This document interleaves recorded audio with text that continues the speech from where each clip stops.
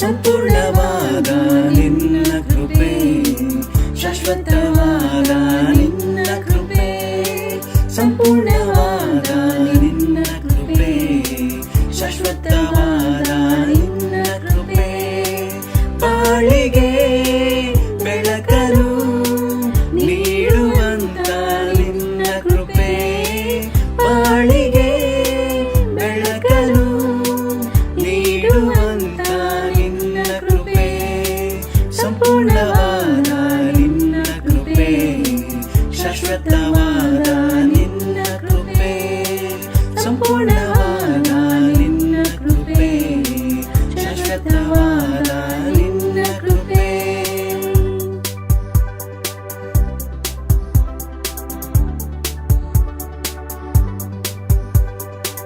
ಪಾಪಿಗೆ ಬಿಡುಗಡೆ ನೀಡಿದಂತ ನಿನ್ನ ಕೃಪೆ, ಪರಲೋಕದ ಭಾಗ್ಯವ ದಯಪಾಲಿಸಿದ ನಿನ್ನ ಕೃಪೆ, ಪಾಪಿಗೆ ಬಿಡುಗಡೆ ನೀಡಿದಂತ ನಿನ್ನ ಕೃಪೆ, ಪರಲೋಕದ ಭಾಗ್ಯವ ದಯಪಾಲಿಸಿದ ನಿನ್ನ ಕೃಪೆ, ಆತ್ಮದೇವನೇ ನಿನ್ನ ಕೃಪೆ, ಆರಾಧ್ಯ ದೇವನೇ ನಿನ್ನ ಕೃಪೆ, ಆತ್ಮದೇವನೇ ನಿನ್ನ ಕೃಪೆ, ಆರಾಧ್ಯ ದೇವನೇ ನಿನ್ನ ಕೃಪೆ, ಬಾಳಿಗೆ ಬೆಳಕನ್ನು ನೀಡುವಂತ ನಿನ್ನ ಕೃಪೆ, ಬಾಳಿಗೆ ಬೆಳಕನ್ನು ನೀಡುವಂತ ನಿನ್ನ ಕೃಪೆ, ಸಂಪೂರ್ಣವಾದ ನಿನ್ನ ಕೃಪೆ, ಶಾಶ್ವತವಾದ ನಿನ್ನ ಕೃಪೆ, ಸಂಪೂರ್ಣವಾದ ನಿನ್ನ ಕೃಪೆ, ಶಾಶ್ವತವಾದ ನಿನ್ನ ಕೃಪೆ.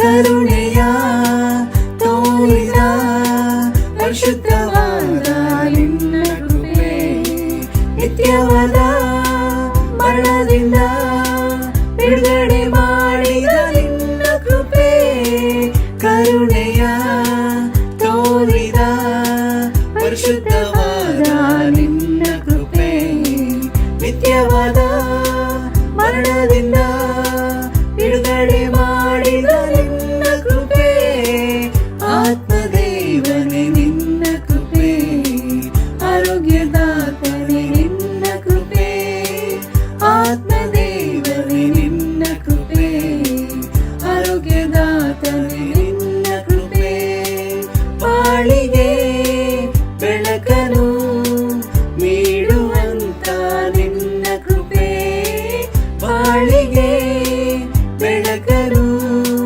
ನೀಡುವಂತ ನಿನ್ನ ಕೃಪೆ, ಸಂಪೂರ್ಣವಾದ ನಿನ್ನ ಕೃಪೆ, ಶಾಶ್ವತವಾದ ನಿನ್ನ ಕೃಪೆ, ಸಂಪೂರ್ಣವಾದ ನಿನ್ನ ಕೃಪೆ, ಶಾಶ್ವತವಾದ ನಿನ್ನ ಕೃಪೆ.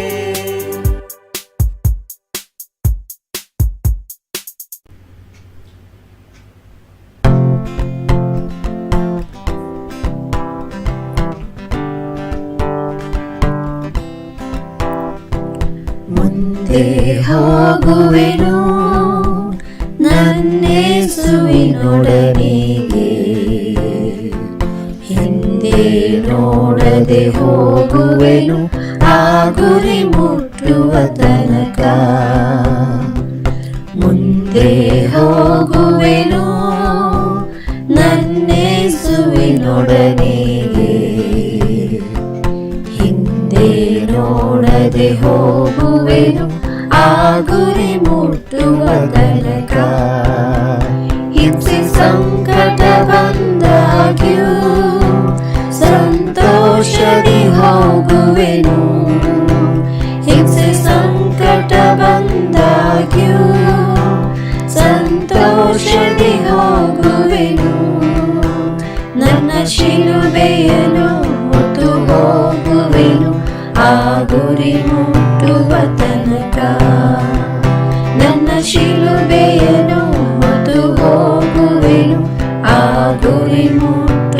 ತನಕ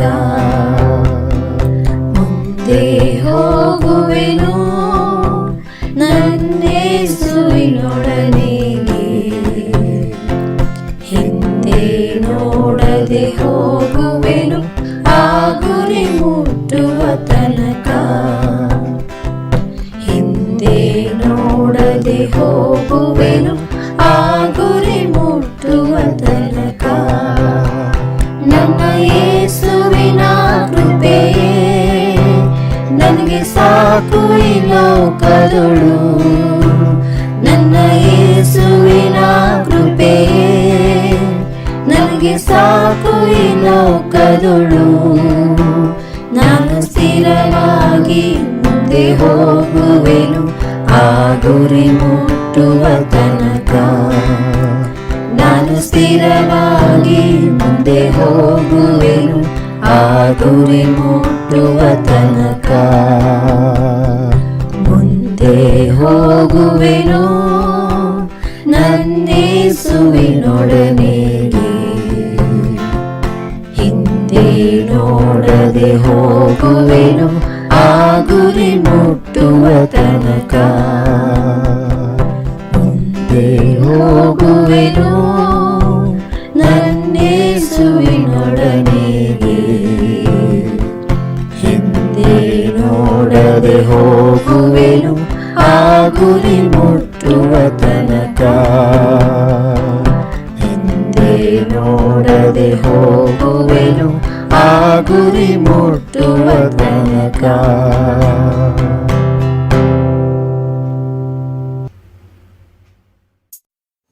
ನಮಸ್ಕಾರಗಳು ಸಹೋದರ ಸಹೋದರಿಯರೇ ಮತ್ತೆ ಸ್ನೇಹಿತರೆ, ನಿಮ್ಮೆಲ್ಲರಿಗೂ ಭಾರತೀಯ ಕ್ರೈಸ್ತ ಸಭೆಯ ಪರವಾಗಿ ಕನ್ನಡದ ಆನ್ಲೈನ್ ಸರ್ವಿಸ್ಗೆ ನಿಮ್ಮೆಲ್ಲರನ್ನೂ ಕೂಡ ಸ್ವಾಗತಿಸುತ್ತೇನೆ. ಈ ಒಂದು ಸುಂದರ ಮುಂಜಾನೆಯ ಒಂದು ಸಮಯದಲ್ಲಿ ಒಂದು ವಾಕ್ಯವನ್ನು ನಾವು ಧ್ಯಾನಿಸೋಣ. ಕೀರ್ತನೆಗಳು 118, 8 ಮತ್ತೆ 9. ಮನುಷ್ಯರಲ್ಲಿ ಭರವಸವಿಡುವುದಕ್ಕಿಂತ ಯೆಹೋವನನ್ನು ಆಶ್ರಯಿಸುವುದು ಒಳ್ಳೆಯದು. ಪ್ರಭುಗಳಲ್ಲಿ ಭರವಸವಿಡುವುದಕ್ಕಿಂತ ಯೆಹೋವನನ್ನು ಆಶ್ರಯಿಸುವುದು ಒಳ್ಳೆಯದು. ಆಮೇನ್. ಸಹೋದರ ಸಹೋದರಿಯರೇ ಮತ್ತೆ ಸ್ನೇಹಿತರೆ, ಇಲ್ಲಿ ವಾಕ್ಯದಲ್ಲಿ ಹೇಳುತ್ತೆ, ಮನುಷ್ಯರಲ್ಲಿ ಭರವಸೆ ಇಡುವುದಕ್ಕಿಂತ ದೇವರನ್ನು ಆಶ್ರಯಿಸಿಕೊಳ್ಳೋದು ಒಳ್ಳೆಯದು ಅಂತ. ಅದೇ ರೀತಿಯಲ್ಲಿ ಪ್ರಭುಗಳಲ್ಲಿ ಭರವಸೆ ಇಡುವುದಕ್ಕಿಂತ ದೇವರನ್ನು ಆಶ್ರಯಿಸುವುದು ಒಳ್ಳೆಯದು ಅಂತ. ಖಂಡಿತವಾಗಿ ಒಂದೇ ಮಾತಲ್ಲಿ ಹೇಳ್ಬೇಕಂತಂದ್ರೆ ಏನು, ಮನುಷ್ಯ ಕೊಟ್ಟಿದ್ದು ಮನೆ ತನಕ, ದೇವರು ಕೊಟ್ಟಿದ್ದು ಕೊನೆ ತನಕ ಎಂಬ ಒಂದು ಗಾದೆಯಂತೆ ನಾವು ಪ್ರತಿನಿತ್ಯ ದೇವರ ಮೇಲೆ ಅವಲಂಬಿತರಾಗಿರಬೇಕು. ಆಮೇಲೆ ಸೊ ಈ ಒಂದು ಸುಂದರ ಸಮಯದಲ್ಲಿ ಏನು, ನೀವೆಲ್ಲರೂ ಕೂಡ ಪೂರ್ಣ ಹೃದಯದಿಂದ ದೇವರ ಒಂದು ಆರಾಧನೆಯಲ್ಲಿ ಕುಂತಿದ್ದೀರಿ, ದೇವರ ಆರಾಧನೆಯನ್ನು ಕೇಳ್ತಿದ್ದೀರಿ. ಅದಕ್ಕಾಗಿ ತುಂಬಾ ಕೃತಜ್ಞತೆಗಳು. ಒಂದು ಸುಂದರ ಸಮಯದಲ್ಲಿ ವೆಲ್ಲಣ್ಣ ಏನು ನಮ್ಮೆಲ್ಲರಿಗಾಗಿ ಒಂದು ಸಂದೇಶವನ್ನು ಕೊಡಲಿದ್ದಾರೆ. ಅವರನ್ನು ಕೂಡ ನಾವು ಪ್ರೋತ್ಸಾಹಿಸೋಣ. ಈ ಸಮಯದಲ್ಲಿ ಪ್ರಾರ್ಥನೆ ಮಾಡೋಣ. ಭೂಮಿ ಆಕಾಶವನ್ನು ಸಕಲವನ್ನು ಉಂಟು ಮಾಡಿದಂತಹ ಸರ್ವಶಕ್ತನಾದ ದೇವರೇ, ಈಗ ಸ್ವಾಮಿ ಒಂದೊಳ್ಳೆ ಒಂದು ಮುಂಜಾನೆ ಒಂದು ಸಮಯ ಕೊಟ್ಟಿದ್ದಕ್ಕಾಗಿ ಸ್ತೋತ್ರ. ಯುವ ಕರ್ತನಾದ ದೇವರೇ, ಇಲ್ಲಿ ಸೇರಿರುವಂತಹ ವೀಕ್ಷಿಸುತ್ತಿರುವಂತಹ ಎಲ್ಲಾ ಸಹೋದರ ಸಹೋದರಿಯರನ್ನು ನಿಮಗೆ ಆಶೀರ್ವಾದ ಮಾಡಿ, ನಿಮ್ಮೊಂದು ವಾಕ್ಯಗಳನ್ನು ದೇವರೇ ಅವರು ಪೂರ್ಣ ಹೃದಯದಿಂದ ದೇವರೇ ತೆಗೆದುಕೊಂಡು ವಾಕ್ಯಕ್ಕೆ ಅನುಗುಣವಾಗಿ ನಡೀಲಿಕ್ಕೆ ಸಹಾಯ ಮಾಡಿ ಸ್ವಾಮಿ. ದೇವರು ಇಲ್ಲಿ ವಾಕ್ಯದಲ್ಲಿ ಹೇಳುತ್ತೆ, ನಾವು ಮನುಷ್ಯರಲ್ಲಿ ಭರವಸೆ ಬಿಡುವುದಕ್ಕಿಂತ ನಿಮ್ಮಲ್ಲಿ ಭರವಸೆ ಬಿಡುವುದು ತುಂಬಾ ಒಳ್ಳೆಯದಂತ ಸ್ವಾಮಿ. ಹೌದು ಕರ್ತನಾದ ದೇವರೇ, ಅನೇಕ ಸಮಯದಲ್ಲಿ ದೇವರೇ ನಾವು ಸೋತು ಹೋದಂತ ಸಮಯಗಳಲ್ಲಿ ಕೂಡ ಕರ್ತನೆ ನೀವು ನಮಗೆ ಆಧಾರವಾಗಿರ್ತೀರಿ ಸ್ವಾಮಿ. ಸರ್ವಶಕ್ತನಾದ ದೇವರೇ, ಒಂದು ಸಮಯದಲ್ಲಿ ನಿಮ್ಮ ಒಂದು ಸಂದೇಶವನ್ನು ಕೊಡಬೇಕಾದ ದೇವರೇ, ಪವಿತ್ರಾತ್ಮನ ಮುಖಾಂತರವಾಗಿ ಅವರನ್ನು ದೇವರೇ ಪ್ರೋತ್ಸಾಹಿಸಿ ದೇವರೇ, ನಾವೆಲ್ಲರೂ ದೇವರೇ ಒಳ್ಳೆಯ ಒಂದು ಸಂದೇಶವನ್ನು ಕಲಿತು ನಮ್ಮ ಒಂದು ಜೀವನದಲ್ಲಿ ಅಳವಡಿಸಿಕೊಳ್ಳಲಿಕ್ಕೆ ನೀವು ಸಹಾಯ ಮಾಡ್ತೀರಿ ಅಂತ ವಿಶ್ವಾಸಿಸ್ತಾ ಚಿಕ್ಕ ಪ್ರಾರ್ಥನೆ ವಿಜ್ಞಾಪನೆ ಯೇಸು ಸ್ವಾಮಿ ನಿಮ್ಮ ಪರಿಶುದ್ಧವಾದ ಹೆಸರಿನಲ್ಲಿ ಬೇಡ್ಕೊಳ್ತೀನಿ ತಂದೆಯಾದ ದೇವರೇ, ಆಮೇನ್.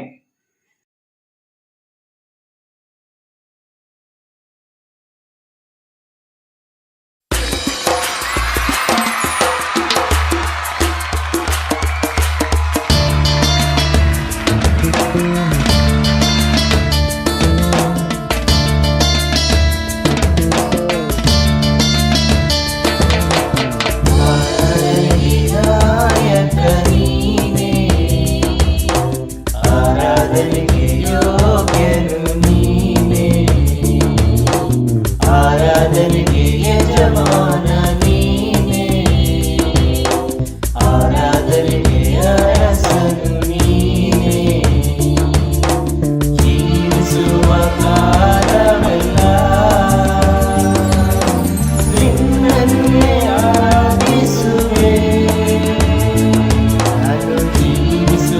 ಕಾಲವೆಲ್ಲ ನಿನ್ನನ್ನೇ ಆರಾಧಿಸುವೆ. ಆರಾಧನೆಗೆ ನಾಯಕ ನೀನೇ, ಆರಾಧನೆಗೆ ಯೋಗ್ಯನು ನೀನೇ. ಪರಿಶುದ್ಧ ದೇವರು ನೀನೇ, ಪರಿಶುದ್ಧ ಆರಾಧನೆ. ಪರಲೋಕದ ತಂದೆ ನೀನೇ, ಮಹಿಮೆಯ ಆರಾಧನೆ. ಮೊಣಕಾಲೂರಿ ಕೈಗಳನ್ನೆತ್ತಿ ನಿನ್ನನ್ನೇ ಆರಾಧಿಸುವೆ. ಮೊಣಕಾಲೂರಿ ಕೈಗಳನ್ನೆತ್ತಿ ನಿನ್ನನ್ನೇ ಆರಾಧಿಸುವೆ. ಆರಾಧನೆಗೆ ನಾಯಕ ನೀನೇ, ಆರಾಧನೆಗೆ ಯೋಗ್ಯನು ನೀನೇ. ಭಕ್ತರ ಆರಾಧನೆಗೆ ಯೋಗ್ಯನೇ, ಆರಾಧನೆ ಆರಾಧನೆ. ದೂತರು ಆರಾಧಿಸುವ ಕರ್ತನೇ, ಆರಾಧನೆ ಆರಾಧನೆ. ಗಜಪ್ರಾಯನೇ ನೀನು ನನ್ನ ಹಿರಿಯನೇ, ನಿನ್ನನ್ನೇ ಆರಾಧಿಸುವೆ. ಧ್ವಜಪ್ರಾಯನೇ ನೀನು ನನ್ನ ಹಿರಿಯನೇ, ನಿನ್ನನ್ನೇ ಆರಾಧಿಸುವೆ. ಆರಾಧನೆ ನಾಯಕ ನೀನೇ, ಆರಾಧನೆಗೆ ಯೋಗ್ಯನು ನೀನೇ. ಆರಾಧನೆಗೆ ಯಜಮಾನ ನೀನೇ, ಆರಾಧನೆಗೆ ಅರಸನು ನೀನೇ. ನನಗಾಗಿ ಬಲಿಯಾದ ಯೇಸುವೇ, ದಿನವೆಲ್ಲ ಆರಾಧಿಸುವೆ. ಬೇಗನೆ ಬರಲಿರುವ ಯೇಸುವೇ, ಅನುಷದಿ ಆರಾಧಿಸುವೆ. ಅಭಿಷೇಕಾತ್ಮನೇ ಆತ್ಮಪ್ರಿಯನೇ, ನಿನ್ನನ್ನೇ ಆರಾಧಿಸುವೆ. ಅಭಿಷೇಕಾತ್ಮನೇ ಆತ್ಮಪ್ರಿಯನೇ, ನಿನ್ನನ್ನೇ ಆರಾಧಿಸುವೆ. ಆರಾಧನೆ ನಾಯಕ ನೀನೇ, ಆರಾಧನೆಗೆ ಯೋಗ್ಯನು ನೀನೇ. ಆರಾಧನೆಗೆ ಯಜಮಾನ ನೀನೇ, ಆರಾಧನೆಗೆ ಅರಸನು ನೀನೇ. ಜೀವಿಸುವ ಕಾಲವೆಲ್ಲ ನಿನ್ನನ್ನೇ ಆರಾಧಿಸುವೆ. ನಾನು ಜೀವಿಸುವ ಕಾಲವೆಲ್ಲ ನಿನ್ನನ್ನೇ ಆರಾಧಿಸುವೆ. ಆರಾಧನೆ ನಾಯಕ ನೀನೇ, ಆರಾಧನೆಗೆ ಯೋಗ್ಯನು ನೀನೇ. ಆರಾಧನೆಗೆ ಯಜಮಾನ ನೀನೇ.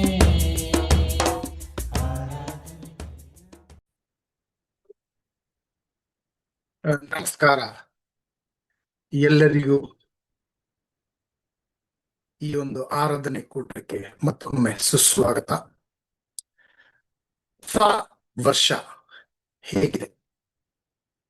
ಹೊಸ ವರ್ಷ ಹೊಸದಾಗಿದೆಯೇ ಅನ್ನೋದು ಶೀರ್ಷಿಕೆ ಇವತ್ತಿನ ಒಂದು ಪಾಠ. ದೇವರ ವಾಕ್ಯಗಳಿಂದ ನಾವು ಕಲಿಯುವಂತಹ ಪಾಠದ ಶೀರ್ಷಿಕೆ ಹೊಸ ವರ್ಷ ಹೊಸದಾಗಿದೆಯೇ. ಬಹಳ ಸಾರಿ ನಾವು ಹೊಸ ವರ್ಷ ಅಂತ ಹೇಳಿದಾಗ ಹೊಸ ಹುಮ್ಮಸ್ ತಗೊಂಡ್ ಬರುತ್ತೆ. ನಮ್ಮ ಜೀವನ ಬದಲಾವಣೆ ಮಾಡ್ಕೊಳ್ಬೇಕು, ಹೊಸದಾಗಿ ಏನಾದ್ರು ಒಂದು ಪ್ರಯತ್ನಗಳು ಮಾಡಬೇಕು, ನನ್ನ ವ್ಯಕ್ತಿತ್ವ ಬದಲಾವಣೆ ಮಾಡ್ಕೊಳ್ಬೇಕು. ಆ ರೀತಿಲಿ ಹೊಸ ಹೊಸ ಕನಸುಗಳಿಂದ ಹೊಸ ವರ್ಷಕ್ಕೆ ಕಾಲಿಡ್ತೀರಿ. ಅದಾದ ನಂತರ ಕ್ರಮೇಣವಾಗಿ ಕೆಲವು ದಿನಗಳು ಹೊರಟಂಗೆ ನಾವೇನೆಲ್ಲ ನಿರ್ಧಾರಗಳು ಮಾಡಿದ್ರೋ ಅದರಲ್ಲಿ ವಿಫಲ ಆಗ್ಬಿಟ್ಟು ಅಯ್ಯಯ್ಯೋ ನನ್ ಕೈಲಿ ಆಗೋದಿಲ್ಲ ಅಂತ ಹೇಳಿ ಬಿಟ್ಕೊಟ್ಬಿಡ್ತೀರಿ. ಸೊ ಅದಕ್ಕೋಸ್ಕರನೇ ನಾನು ಕೇಳ್ತಾ ಇದ್ದೀನಿ, ಹೊಸ ವರ್ಷ ಹೊಸದಾಗಿದೆಯೇ? ಈಗ ಆಲ್ಮೋಸ್ಟ್ ಒಂದು ತಿಂಗಳು ಮುಗಿತಾ ಬಂತು, ಜನವರಿ ಮುಗಿಯುವಂತ ಒಂದು ಸಮಯ ಬಂದಿದೆ. ಇನ್ನು ಹೊಸದಾಗಿದೆಯೇ? ಕ್ರೈಸ್ತನಲ್ಲಿರುವಂತ ನಾವು ನಮ್ಮ ಜೀವನ ಯಾವಾಗ್ಲೂ ಹೊಸದಾಗೇ ಇರಬೇಕು. ಆ ಹೊಸತನ ಹೊಸದಾಗೆ ಇಟ್ಕೋಬೇಕಂತಂದ್ರೆ ಏನ್ ಮಾಡಬೇಕು ಅಂತ ಕೆಲವು ವಿಷಯಗಳು ನಾವು ಇವತ್ತು ಕಲಿಯಲಿದ್ದೇವೆ. 31ನೇ ತಾರೀಕು ಪ್ರಾರ್ಥನೆ ಮುಗಿದ ನಂತರ, ಅಂದ್ರೆ ನಾನು ನನ್ನ ಪತ್ನಿ ಇಬ್ರು ಕೂಡ ಒಂದು ಇನ್ನೊಬ್ಬರು ಮನೆಗೆ ಹೋಗಿದ್ರಿ. ಅಲ್ಲಿ ಬೇರೆ ಬ್ರದರ್ಸ್ ಸಿಸ್ಟರ್ಸ್ ಜೊತೆಲ್ಲ ಕುತ್ಕೊಂಡು ಪ್ರಾರ್ಥನೆ ಮಾಡಿದ್ರಿ. 12 ಗಂಟೆಗೆ ಹೊಸ ವರ್ಷ ಆಚರಣೆ ಮಾಡಿದ್ರಿ. ಅದಾದ ನಂತರ 1 ಗಂಟೆ 2 ಗಂಟೆಗೆ ವಾಪಸ್ ಬಂದ್ಮೇಲೆ ನಾನು ಸವಿತಾ ನಮ್ಮ ಹೆಂಡತಿ ಅಂತ ಹೇಳಿದೆ, ನಾನು ನಿಮಗೆ ಇವಾಗ ಇಡೀ ಪ್ರಪಂಚ ಎಲ್ಲಾ ಕಡೆನೂ ತಿರುಗಾಡಿಸ್ತೀನಿ ಬನ್ನಿ ಅಂತ ಹೇಳಿ. ಅವ್ರಿಗೆ ಗೊಂದಲ ಆಯ್ತು. ಈಗ 2 ಗಂಟೆ ಆಯ್ತು ಬೆಳಿಗ್ಗೆ, ಪ್ರಪಂಚದ ಎಲ್ಲಾ ಕಡೆ ಹೆಂಗ್ ತಿರುಗಿಸ್ತೀರಾ ಅಂತ. ನಾನು ಬೇರೆ ಬೇರೆ ಚಾನೆಲ್ಗಳು ಹಾಕ್ಬಿಟ್ಟು, ನೋಡಿ ಆಸ್ಟ್ರೇಲಿಯಾದಲ್ಲಿ ಅಲ್ಲಿ ಮೊದಲು ಹೊಸ ವರ್ಷ ಪ್ರಾರಂಭ ಆಯಿತು, ಆಸ್ಟ್ರೇಲಿಯಾದಲ್ಲಿ ಹೀಗೆ ಆಚರಣೆ ಮಾಡಿದ್ರು, ನ್ಯೂಜಿಲೆಂಡ್ ಅಲ್ಲಿ ಹೀಗೆ ಆಚರಣೆ ಮಾಡಿದ್ರು ಅಂತ ಹೇಳಿ ಹಲವಾರು ಎಡೆ ಯಾವ ರೀತಿಲಿ ಒಂದೊಂದು ದೇಶದಲ್ಲಿ ಕೂಡ ಒಂದೊಂದು ಪ್ರಾಂತ್ಯದಲ್ಲಿ ಕೂಡ ಹೊಸ ವರ್ಷ ಹೇಗೆ ಆಚರಣೆ ಮಾಡಿದ್ರು ಅಂತ ನಾನು ನ್ಯೂಸ್ ಚಾನೆಲ್ಗಳೆಲ್ಲ ಹಾಕಿ ತೋರಿಸ್ತಾ ಆ ರೀತಿಲಿ ಪ್ರಪಂಚ ಎಲ್ಲೆಲ್ಲಿ ಏನೇನು ನಡೀತಾ ಇದೆ ಅಂತ ಅವ್ರಿಗೆ ತೋರಿಸಿ, ನೋಡಿ ಇದೇ ವರ್ಲ್ಡ್ ಟೂರ್ ಅಂತ ಹೇಳಿದೆ. ತುಂಬಾ ವಿಸ್ಮಯವಾಗಿತ್ತು. ಒಂದೊಂದು ಕಡೆನೂ ಯಾವ್ಯಾವ ರೀತಿಯಲ್ಲಿ ಆಚರಣೆ ಮಾಡ್ತಾ ಇದ್ರು ಅಂತ. ಅದರಲ್ಲೂ ಕೂಡ ದುಬೈಯಲ್ಲಿ ಅವರು ಆಚರಣೆ ಮಾಡಿರುವಂತ ಏನೋ ಈ ಪಟಾಕಿಗಳೆಲ್ಲ ಹೊಡೆದು ಏನೋ ಇದೆಲ್ಲ ತುಂಬಾ ವ್ಯತ್ಯಾಸವಾಗಿತ್ತು. ಏನೋ ಬುರ್ಜ್ ಖಲೀಫಾದಲ್ಲಿ ಈಗ ಒಂದು ವಿಡಿಯೋ ನಾನು ತೋರಿಸ್ತೀನಿ ನೋಡಿ, ಅವರು ಹೇಗೆ ಆಚರಣೆ ಮಾಡೋದು ದುಬೈಯಲ್ಲಿ ಅಂತ ಹೇಳಿ. ಸೊ ಎಲ್ಲಾ ಪ್ರಾಂತ್ಯಗಳಲ್ಲೂ ಕೂಡ ಇಲ್ಲಿ ನನಗೆ ಬಹಳ ವಿಸ್ಮಯ ಅನಿಸ್ತು. ಅದಕ್ಕೋಸ್ಕರ ಹೆಂಡತಿಗೂ ತೋರಿಸ್ದೆ, ನಿಮ್ಗೆಲ್ರಿಗೂ ಕೂಡ ತೋರಿಸ್ತಾ ಇದ್ದೀನಿ, ನೋಡಿ ಯಾವ ರೀತಿಲಿ ಆಚರಣೆ ಮಾಡಿದ್ರು ಅಂತ.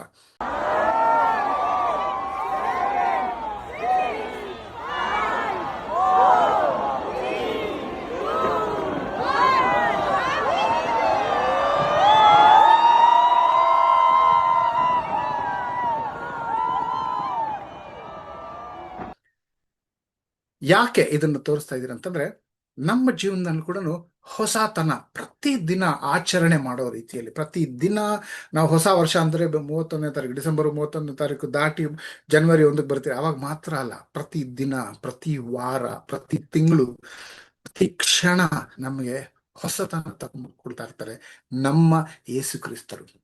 ಆ ಕಾರಣವಾಗಿ ಅವರು ನಮ್ಮ ಒಳಗಡೆ ಜೀವನ ಮಾಡ್ತಾ ಇದ್ದಾರೆ. ಯಾರೆಲ್ಲ ಬ್ಯಾಪ್ಟಿಸಮ್ ತಗೊಂಡು ಶಿಷ್ಯರಾಗಿದ್ದೀರಿ, ಕ್ರೈಸ್ತರಾಗಿದ್ದೀರಿ, ಯೇಸು ಕ್ರಿಸ್ತರ ಪವಿತ್ರ ಆತ್ಮ ನಮ್ಮೊಳಗೆ ಬಂದು ನಮಗೆ ಸಹಾಯ ಮಾಡೋದಕ್ಕೆ, ನಮಗೆ ಮಾರ್ಗದರ್ಶನ ನೀಡೋದಕ್ಕೋಸ್ಕರ, ನಮ್ಮ ಜೀವನ ಹೊಸದಾಗಿರ್ಬೇಕು ಅನ್ನೋದಕ್ಕೋಸ್ಕರ ಅವರು ನಮಗೆ ಸಹಾಯ ಮಾಡೋ ಒಂದೇ ಏಕೈಕ ಕಾರಣಕ್ಕೋಸ್ಕರ ನಮ್ಮೊಳಗೆ ಜೀವನ ಮಾಡ್ತಾ ಇದ್ದಾರೆ. ಸೊ ಆ ಹೊಸ ವರ್ಷ ಹೊಸತನವಾಗಲಿ ಯಾವಾಗ್ಲೂ ಇರ್ಲಿ ಅನ್ನೋಂಥ ಈ ಪಾಠನ ಕಲಿಕೆನ ಮುಂಚೆ ಒಂದು ಸಣ್ಣ ಪ್ರಾರ್ಥನೆ.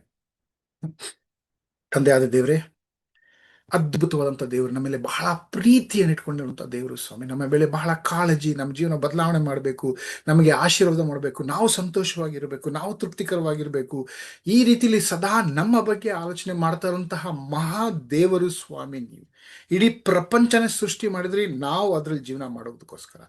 ನಾವು ಎಲ್ಲಿ ಕಳೆದೋಗ್ಬಿಡ್ತೀರೋ, ನಾವು ಪಾಪ ಮಾಡಿ ಎಲ್ಲಿ ನರಕಕ್ಕೆ ಹೋಗ್ಬಿಡ್ತೀರೋ ಅಂತ ಹೇಳಿ ನಮಗೋಸ್ಕರ ಶಿಲುವೆ ಮೇಲೆ ನಿಮ್ಮ ಪ್ರಾಣ ತ್ಯಾಗ ಮಾಡಿ, ನಿಮ್ಮ ರಕ್ತದ ಮೂಲಕ, ನಿಮ್ಮ ಬಲಿದಾನದ ಮೂಲಕ ನಮ್ಮ ಪಾಪಗಳಿಗೆ ಕ್ಷಮಾಪಣೆ ಕೊಡಿ. ನೀವು ನಮಗೆ ಹೊಸದಾಗಿ ಜೀವನ ಮಾಡಬೇಕು ಅನ್ನುವಂಥ ಅನೇಕ ಪಾಠಗಳು ಕಲಿಸ್ಕೊಟ್ಟಿದ್ದಾರೆ. ಅದರಲ್ಲಿ ಕೆಲವು ವಿಷಯಗಳು ಇವತ್ತು ನಾವು ಕಲಿಬೇಕಾದ್ರೆ ಈ ಪಾಠ ಕೇಳಿಸ್ಕೊಂತಾರ ಪ್ರತಿಯೊಬ್ಬರು ಜೀವನ ಬದಲಾವಣೆ ಆಗಬೇಕು. ನೀವು ಅವ್ರ ಜೀವನಕ್ಕೋಸ್ಕರ ಏನೆಲ್ಲ ಆಶೀರ್ವಾದ ಕೊಡ್ಬೇಕಂತಿದ್ರೆ, ಏನೆಲ್ಲ ಹೊಸತನ ಕೊಡ್ಬೇಕಾಗಿದ್ರೋ ಅಂತಹ ವಿಷಯಗಳು ಅವ್ರಿಗೆ ಅರ್ಥ ಆಗೋ ರೀತಿಯಲ್ಲಿ ಈ ಪಾಠ ಅವ್ರಿಗೆ ತಲುಪಬೇಕು. ಆ ರೀತಿಲಿ ನನ್ನನ್ನು ಉಪಯೋಗಿಸಿ, ಇದೆಲ್ಲ ನಿಮ್ಮ ನಾಮ ಘನತೆ ಆಗೋದಕ್ಕೋಸ್ಕರನೇ, ನಿಮ್ಮ ಆಶೀರ್ವಾದ ಎಲ್ಲರಿಗೂ ಸಿಗಬೇಕು ಅನ್ನೋಂಥ ಒಂದು ಏಕೈಕ ಕಾರಣಕ್ಕೋಸ್ಕರ ನನ್ನ ಉಪಯೋಗಿಸಿ ಅಂತ ಕೇಳಿ, ನನ್ನ ಜ್ಞಾನ, ನನ್ನ ಒಂದು ಮಾತಲ್ದಿರ ಪವಿತ್ರಾತ್ಮರೇ, ನೀವು ನನ್ನ ಮೂಲಕ ಮಾತಾಡಬೇಕು ಅಂತ ಹೇಳಿ ಕೇಳ್ಕೊಂಡು ಈ ಪ್ರಾರ್ಥನೆಯನ್ನ ಯೇಸುವೆ ನಿಮ್ಮ ನಾಮದಲ್ಲಿ ಕೇಳ್ತಾ ಇದ್ರಿ. ಆಮೇನ್. ಮೊದಲನೇ ವಚನ ಯೋಹಾನ 13ನೇ ಅಧ್ಯಾಯ 34-35. ಯೇಸು ಹೇಳ್ತಾರೆ, ನಾನು ನಿಮಗೆ ಒಂದು ಹೊಸ ಆಜ್ಞೆಯನ್ನು ಕೊಡುತ್ತೇನೆ, ಏನೆಂದರೆ ನೀವು ಒಬ್ಬರನ್ನೊಬ್ಬರು ಪ್ರೀತಿಸಬೇಕು.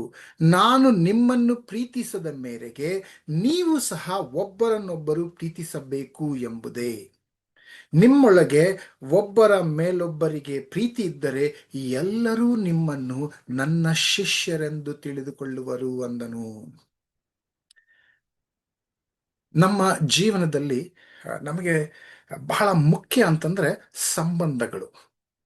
ನಾವು ಜೀವನದಲ್ಲಿ ಸಂತೋಷವಾಗಿದ್ದೀರೋ ಅಥವಾ ದುಃಖವಾಗಿದ್ದೀರೋ ಅನ್ನೋದು ನಮ್ಮ ಸಂಬಂಧಗಳು ಹೇಗಿದೆ ಅನ್ನೋದ್ರ ಮೇಲೆ ಬಹಳವಾಗಿ ಆಧಾರಿತವಾಗಿದೆ. ಸೊ ಅದಕ್ಕೋಸ್ಕರ ನಾನು ನಮ್ಮ ಹೊಸ ವರ್ಷ ಹೊಸದಾಗಿರ್ಬೇಕಂತಂದ್ರೆ ನಮ್ಮ ಸಂಬಂಧಗಳು ಸರಿಯಾಗಿರ್ಬೇಕು. ಸೊ ಅದ್ರ ಮೇಲೆ ಕೊಂಡು ನೋಟ್ ಹಾಕೋಣ. ಇಲ್ಲಿ ಯೇಸು ಹೇಳ್ತಾ ಇರೋದೇನು, ನೀವು ಒಬ್ಬರನ್ನೊಬ್ಬರು ಪ್ರೀತಿಸಬೇಕು. ಅದರಲ್ಲೂ ಯೇಸು ಹೇಳ್ತಾ ಇರೋದು, ನಾನು ನಿಮ್ಮನ್ನು ಪ್ರೀತಿಸಿದ ಮೇರೆಗೆ ನೀವು ಸಹ ಒಬ್ಬರನ್ನೊಬ್ಬರು ಪ್ರೀತಿಸಬೇಕು. ಯೇಸು ನಮ್ಮನ್ನ ಹೇಗೆ ಪ್ರೀತಿಸಿದ್ರೋ ನಾವು ಕೂಡ ಒಬ್ಬರನ್ನೊಬ್ಬರು ಆ ರೀತಿಲಿ ಪ್ರೀತಿಸಬೇಕು. ಈ ವಚನನ ಜ್ಞಾಪಕ ಇಟ್ಕೊಳ್ಳಿ ಪಾಠಕ್ಕೆ ಹೋಗೋಕ್ಕಿಂತ ಮುಂಚೆ. 2ನೇ ಕೊರಿಂಥದವರಿಗೆ 5ನೇ ಅಧ್ಯಾಯ 17ನೇ ವಚನ, ಹೀಗಿರಲಾಗಿ ಯಾವನಾದರೂ ಕ್ರಿಸ್ತನಲ್ಲಿದ್ದರೆ ಅವನು ನೂತನ ಸೃಷ್ಟಿಯಾದನು, ಇಗೋ ಪೂರ್ವ ಸ್ಥಿತಿ ಹೋಗಿ ಎಲ್ಲ ನೂತನವಾಯಿತು ಅಂತ ಪೌಲ ಕೊರಿಂಥದವರಿಗೆ ಬರೆದಿರುವಂತ ಪತ್ರಿಕೆಯಲ್ಲಿ ನಮಗೆ ತಿಳಿಸ್ತಾ ಇದ್ದಾರೆ. ಯಾವನಾದರೂ ಕ್ರಿಸ್ತನಲ್ಲಿದ್ದರೆ, ನಾವು ಕ್ರೈಸ್ತರಲ್ಲಿದ್ದೀರಿ ಅಂದ್ರೆ ಯೇಸು ಕ್ರಿಸ್ತರನ್ನ ನಂಬಿ ಅವರು ಹೇಳ್ಕೊಟ್ಟಂತಹ ಮಾರ್ಗಗಳನ್ನ ನಾವು ನಡೀತಾ ಇದ್ದೀರಿ ಅಂತಂದ್ರೆ ನಾವು ಕ್ರಿಸ್ತನಲ್ಲಿದ್ದೀರಿ ಅಂತ ಹೇಳಿ. ಸೊ ಯಾರಾದರೂ ಕ್ರಿಸ್ತನಲ್ಲಿದ್ದರೆ ಅವನು ನೂತನ ಸೃಷ್ಟಿಯಾದನು. ಇಗೋ ಪೂರ್ವ ಸ್ಥಿತಿ ಅಂದ್ರೆ ಹಳೇದು ಹೋಗಿ ಹೊಸದು ನೂತನವಾಯಿತು. ನಾವು ಹಳೆ ವ್ಯಕ್ತಿ ಹೋಗಿ ಹೊಸ ವ್ಯಕ್ತಿ ಆಗ್ಬೇಕು. ಇದು ಒಂದು ಸಾರಿ ಆಗುವಂತಹ ಘಟನೆ ಅಲ್ಲ. ಇದು ಜೀವನ ಪರ್ಯಂತ ನಾವು ಹಳೇದನ್ನ ಬಿಟ್ಬಿಡ್ಬೇಕು, ಹೊಸದನ್ನ ತಗೊಳ್ತಾ ಇರ್ಬೇಕು. ಆವಾಗ್ಲೇನೆ ನಮ್ಮ ಜೀವನ ಹೊಸದಾಗಿರುತ್ತೆ, ನೂತನವಾಗಿರುತ್ತೆ. ಸೊ ಈ ಎರಡು ಸತ್ಯವಾದ ವಚನಗಳ ಮೇಲೆ ನಾವು ಅನೇಕ ವಿಷಯಗಳು ಕಲಿಯಕ್ಕೆ ಹೋಗ್ತಾ ಇದ್ದೀರಿ. ಸೊ ಈ 2 ವಚನಗಳನ್ನ ಜ್ಞಾಪಕ ಇಟ್ಕೊಳ್ಳಿ. ಮೊದಲನೇ ಅಂಶ, ನಾನು ಏನು ತೆಗೆದು ಹಾಕಿ ಬಿಡಬೇಕು ಮತ್ತು ಏನು ಧರಿಸಬೇಕು.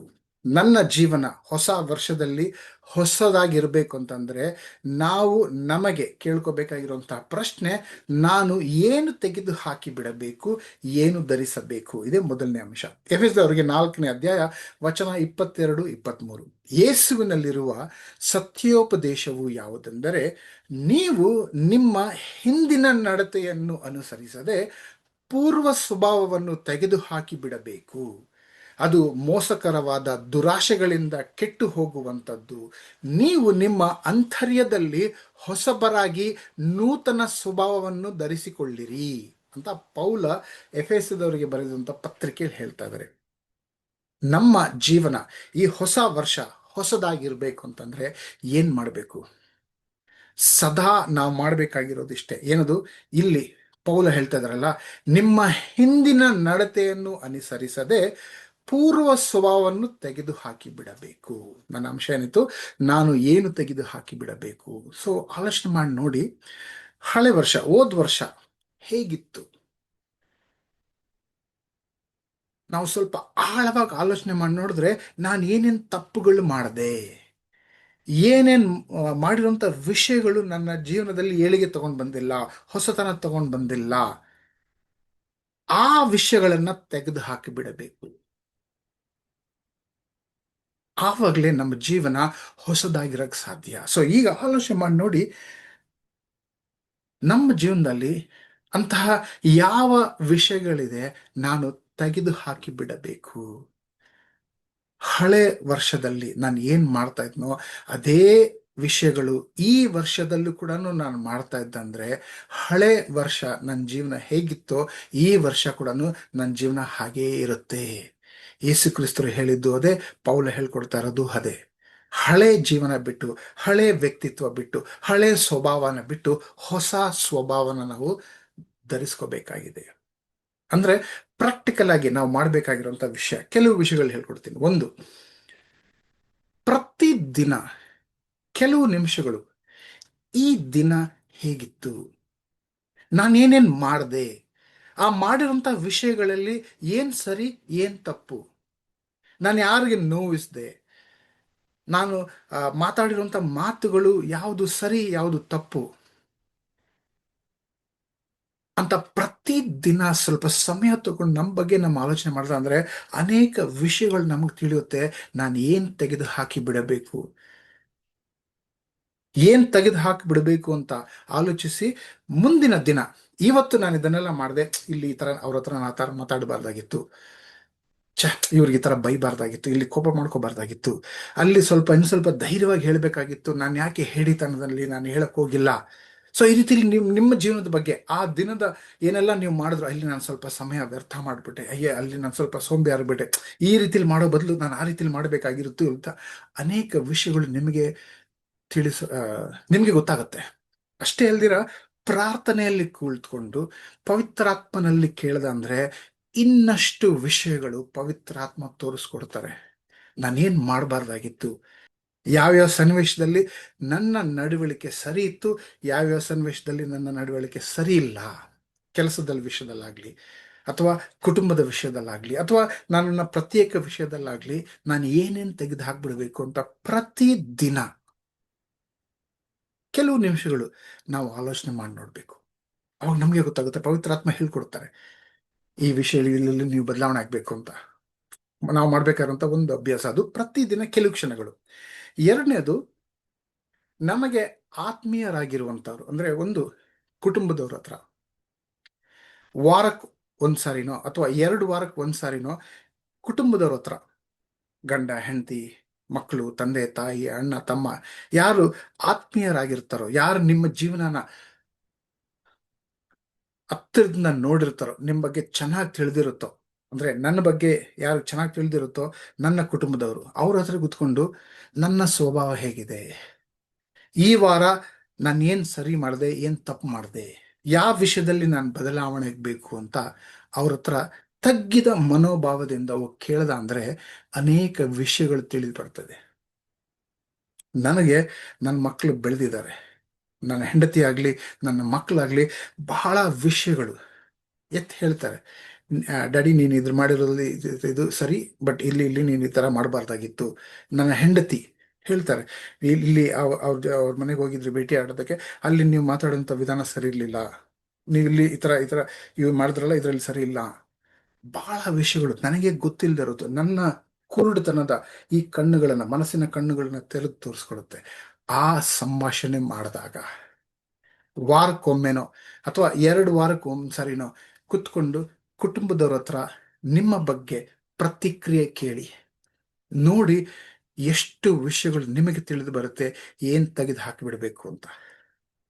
ಅದೇ ರೀತಿಯಲ್ಲಿ ಇದು ಎರಡನೇ ಅಭ್ಯಾಸ. ಒಂದು, ನಿಮ್ಮನ್ನ ನೀವೇ ಕೇಳ್ಕೊಳ್ಳೋದು. ಎರಡನೇದು, ಕುಟುಂಬದವ್ರ ಹತ್ರ ಕೇಳೋದು. ನಿಮ್ಮನ್ನ ನೀವೇ ಪ್ರತಿದಿನ ಕೇಳ್ಕೊಬೇಕು. ಕುಟುಂಬದವ್ರ ಹತ್ರ ವಾರಕ್ಕೆ ಒಂದ್ಸಾರಿನೋ 2 ವಾರಕ್ಕೆ ಒಂದ್ಸಾರಿನೋ.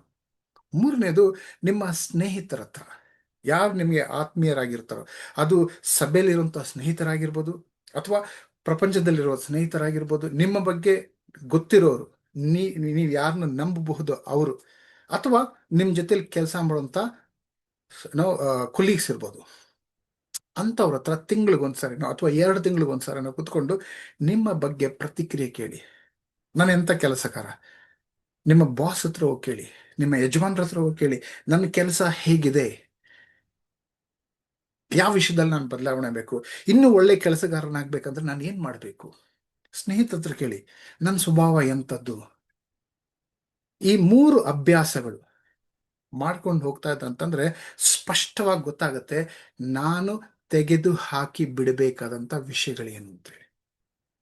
ಅದ್ರ ಜೊತೆಲಿ ನಾವು ಪ್ರತಿ ದಿನ ಬೈಬಲ್ ಓದ್ಕೊಂಡು ಹೋಗ್ತಾ ಅಂತಂದ್ರೆ ಪವಿತ್ರಾತ್ಮ ತೋರಿಸ್ಕೊಡ್ತಾರೆ, ಹೌದು ಅವ್ರು ಹೇಳ್ತಾ ಇರೋದು ನೋಡಿ ಸರಿ, ನೋಡಿ ಈ ವಚನ ಅವ್ರು ಹೇಳಿದ್ದು ಈ ವಚನದ ಪ್ರಕಾರ ಅದು ಸರಿ ಇಲ್ಲ ಅಂತ ಹೇಳಿ. ಆ ವಚನದ ಆಧಾರವಾಗಿ ನಿಮ್ಮ ಮನಸ್ಸನ್ನ ಬದಲಾವಣೆ ಮಾಡ್ಕೊಳ್ಳಿ. ನನ್ನ ಮನಸ್ಸನ್ನ ಬದಲಾವಣೆ ಕೊಂಡು ನನ್ನ ಸ್ವಭಾವನ ಬದಲಾವಣೆ ಮಾಡ್ಕೊಂಡ ಅಂತಂದ್ರೆ ನನ್ನ ಜೀವನ ಹೊಸದಾಗಿರುತ್ತೆ. ಸೊ ಈ ಅಭ್ಯಾಸಗಳು ಬೆಳೆಸ್ಕೊಂಡು ನಾನೇ ಕೇಳ್ಕೊಳ್ಳೋದು, ನನ್ನ ಕುಟುಂಬದವ್ರ ಹತ್ರ ಕೇಳ್ಕೊಳ್ಳೋದು, ಮೂರನೇದು ಸ್ನೇಹಿತರು, ಅದು ಕೆಲಸ ಮಾಡೋಂಥ ಜಾಗದಲ್ಲಿ ಇರ್ಬೋದು, ನಮ್ಮ ಬಾಸ್ ಇರ್ಬೋದು, ಅಥವಾ ಸಭೆಯಲ್ಲಿ ಇರೋದು ಯಾರಾದರೂ, ಈ 3 ಜನರ ಹತ್ರ ನಾವು ಕೇಳ್ಕೊಂಡು ಬರ್ತಾ ಇದ್ದ ಅಂತಂದ್ರೆ ಏನು ತೆಗೆದು ಹಾಕಿ ಬಿಡಬೇಕೋ ಅಂತಹ ವಿಷಯಗಳು ಸ್ಪಷ್ಟವಾಗಿ ನಮ್ಗೆ ಗೊತ್ತಾಗುತ್ತೆ. ಇದ್ರ ಜೊತೆಲೆ ಸತ್ಯವೇದ ಓದ್ಕೊಂಡು ಬರ್ತಾ ಇರಬೇಕು. ಯಾಕಂದ್ರೆ ಕೆಲವು ಸಾರಿ ಸ್ಟ್ಯಾಂಡರ್ಡ್ ಅಂದ್ರೆ ಯಾವ ಗುಣಮಟ್ಟದಲ್ಲಿ ನಾವು ಜೀವನ ಮಾಡಬೇಕು ಅಂತ ಸತ್ಯವೇದದಿಂದನೇ ಗೊತ್ತಾಗೋದು. ಜನರಿಂದ ಅಂತ ಅಂದ್ರೆ ಕೆಲವರೆಲ್ಲ ಇದು ಪರವಾಗಿಲ್ಲ ಅದು ಪರವಾಗಿಲ್ಲ ಅಂತ ಹೇಳ್ಬಿಡ್ತಾರೆ. ಆದ್ರೆ ಸತ್ಯವೇದಕ್ಕೆ ಹೋಲಿಸಿ ನೋಡೋದಂದ್ರೆ ಗೊತ್ತಾಗುತ್ತೆ ಯಾವ್ದು ಸರಿ ಯಾವ್ದು ಸರಿ ಇಲ್ಲ ಅಂತ ಹೇಳಿ. ಸೊ ಸತ್ಯವೇದ ಓದ್ಕೊಂಡು ಹೋಗ್ತಾರಂತ ಅಭ್ಯಾಸನೂ ಇರಬೇಕು. ಇಂಥ ವಿಷಯಗಳು ಮಾಡಿದಾಗ ನಾವು ಏನ್ ತೆಗೆದು ಹಾಕ್ಬಿಡ್ಬೇಕು ಅನ್ನೋದು ಸ್ಪಷ್ಟವಾಗಿ ಗೊತ್ತಾಗುತ್ತೆ. ಬಹಳ ಸಾರಿ ನಾವು ಏನ್ ತಪ್ಪು ಮಾಡ್ತೀವಿ ಅಂತಂದ್ರೆ, ಒಂದು ಚಿತ್ರ ತೋರಿಸ್ತೀನಿ ನೋಡಿ. ಈ ಚಿತ್ರದಲ್ಲಿ ಒಬ್ಬ ವ್ಯಕ್ತಿ ಶರ್ಟ್ ಹಾಕೊಂಡಿದ್ದಾನೆ. ಅವನ ಶರ್ಟ್ ವಾಸನೆ ನೋಡ್ತಾ ಇದ್ದಾನೆ, ಒಂಥರ ಗಬ್ಬು ವಾಸನೆ ಬರ್ತಾ ಇದೆ. ಯಾಕೆ? ತಾನು ಧರಿಸಿರುವಂತಹ ಆ ಶರ್ಟ್ ಎಷ್ಟೋ ದಿನಗಳ ತನಕ ಹಾಕೊಂಡಿರ್ತಾನೆ, ಅದಕ್ಕೋಸ್ಕರ ಅದು ಗಬ್ಬು ವಾಸನೆ ಬರ್ತಾ ಇದೆ.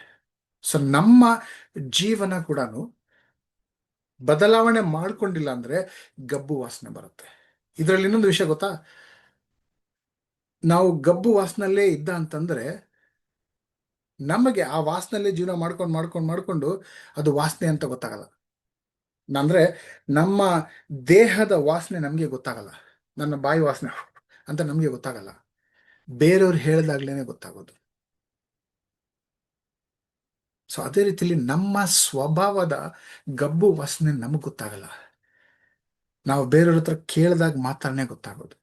ಅನೇಕ ಸಾರಿ ನನ್ನ ಬಾಯಿ ವಾಸನೆ ಆಗ್ತಾ ಇದೆ ಅಂದ್ರೆ ಯಾರು ಬಂದು ಹೇಳಲ್ಲ, ಯಾಕಂದ್ರೆ ಇದು ಒಂದು ಸೂಕ್ಷ್ಮವಾದಂಥ ವಿಷಯ.